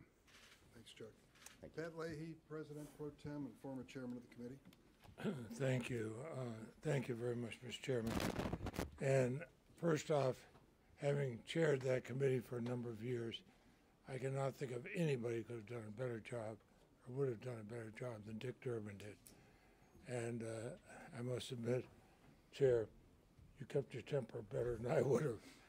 But I've been here for 21 Supreme Court nominations. And I look at all of them, and I look at what we've learned through 21. And here I see somebody extraordinarily well qualified, somebody who will make the court look more like America, and somebody, frankly, I could say to my children and my grandchildren, be proud of what you see, because over those 21, I could not help but think it was rare that we broke through and showed the diversity this country should, even though we had some excellent people. But just as proud as I was when I voted for the first woman to go on the Supreme Court, the first Latina to go on the Supreme Court, now it's come all the way. And I am so happy. And I'm so happy that our chair kept us all together. And after 48 years, I'm very, very happy. Thank you. I want to say one word before we open it to questions, and that is we're here because of extraordinary staff work at every level.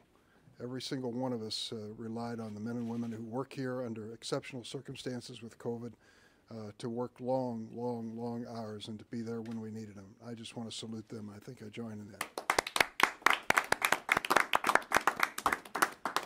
Open it to any questions. Whoops.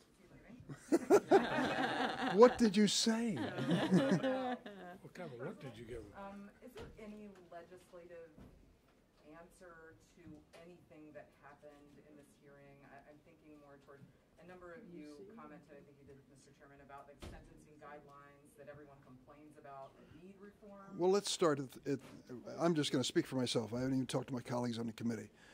I just find that this was a trial by ordeal. She went through 24 hours of questioning. Each one of us had 10-minute opening statements and then 50 minutes minimum, 50 minutes to ask questions. I'm not sure that that is really fair to any nominee, or I don't believe it's necessary. I mean, you don't have to go that far back in history to find nominees who've gone through the Judiciary Committee in a matter of several hours, maybe a day. But now it's become an endurance contest, and I don't think that that necessarily serves the purposes that we're trying to serve. In terms of issues, we have plenty of issues. Some were raised during this hearing and others we're working on. I see my friend Amy Klobuchar here. who is breaking ground in areas of antitrust and raising questions that are central to so many different areas. I can just go around. I know that there's Sheldon, I was looking for you. I know you've got a few ideas for hearings too. Same thing is true in every one of them. What I've tried to do on these subcommittees is to give them the resources and the incentive to plow forward and take on some issues that haven't been touched in a long time. They haven't let me down. We've got an exciting committee. Yes. Chairman Durbin, a few hours ago on the same platform, Senator Ted Cruz and Senator Lindsey Graham stood there and said that if there was another nominee by this president, President Biden, that was similar to Judge Ketanji Brown Jackson, they would not let it go through. They are in the majority. What is your response to that? Well, of course, we certainly hope they never have that opportunity. We want to continue and build our majority on the November election. And I think the American people supporting this nominee will understand the stark differences which some Republicans would bring to the bench. And I'd also go on to say that, no, I'm going to stop there. That's enough. Yes. Yeah, don't ruin the joy of the day. So, after the contentious confirmation hearings, you did get 3 Republican votes, but it does seem as if perhaps the era of bipartisan confirmation votes may be behind us. Do you think that going forward we can continue to look forward to contentious hearings and toxic partisanship for every nominee? First, I can't say enough for the 3, Collins, Murkowski, and Romney. They came through and took grief for it to a measure we rarely see around here. I respect them so much. I held out the hope that at the last minute several others would join them and realized that they wanted to be on the right side of history at this moment. It didn't pan out that way. We've got to continue to work to build bipartisanship. I'm lucky to have a man sitting next to me on that committee in Chuck Grassley, whom I count as a friend and as a fair individual. We didn't agree on this nominee, but there are a lot of things we do agree on. We've got to continue to build those bridges. One more question, yes. Several senators have talked along those same lines about this process being broken in the Senate in terms of evaluating nominees. Are there any specific fixes, changes that you would like to see in the way that the Senate goes about evaluating future nominees to the court to try to get away from the processes? Well, I don't want to give that off the cuff. I'd rather reflect on it. It's changed. I mean, the elimination of the filibuster, the elimination of 60-vote requirement by Senator McConnell changed the selection process very much, made it much more partisan under these circumstances. But before I start talking about options that we can consider, I want to do it in the cool light of the morning when we are not as excited as we are at this moment, and I'd rather do it in that fashion. Thank you very much. Okay, one more. I just want to ask about your decision-making process. What stood out to you? What was on the forefront of your mind when you decided you'd vote yes to this? That I would vote yes? Yeah, any of you guys. If you have anything that stands out about this, Justice Jackson. I believe what I said from the start. If you want to be the first, you have to be the best.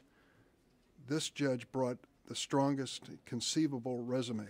If you ever graduated from law school and someone said you've got a chance for a clerkship, you'd jump at it, right? She had 3 of them at every level of the federal court. And if you said you want a person on the court who has experience as a defender, as a person who has been a district court judge, a circuit court judge, she checked every one of the boxes. And she'd been through the committee 3 times with bipartisan support. She was exceptional, and she had to be, because the first person to ever try to break down a barrier is going to be really carefully scrutinized. So, you know, for me, from the beginning, I thought this president made a wise and strong choice. It's good for America, and she is good for the court. Thanks, everybody. Thank you. Thank you. Thanks, Richard. I'm going to just follow you. Thank you.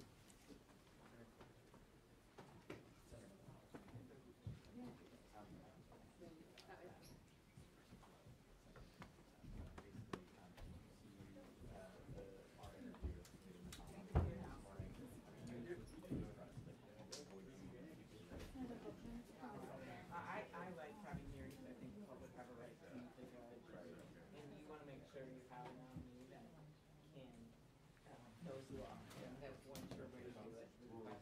But I think what Dick was talking about was reducing some of the time spent on it because it becomes almost a sin to them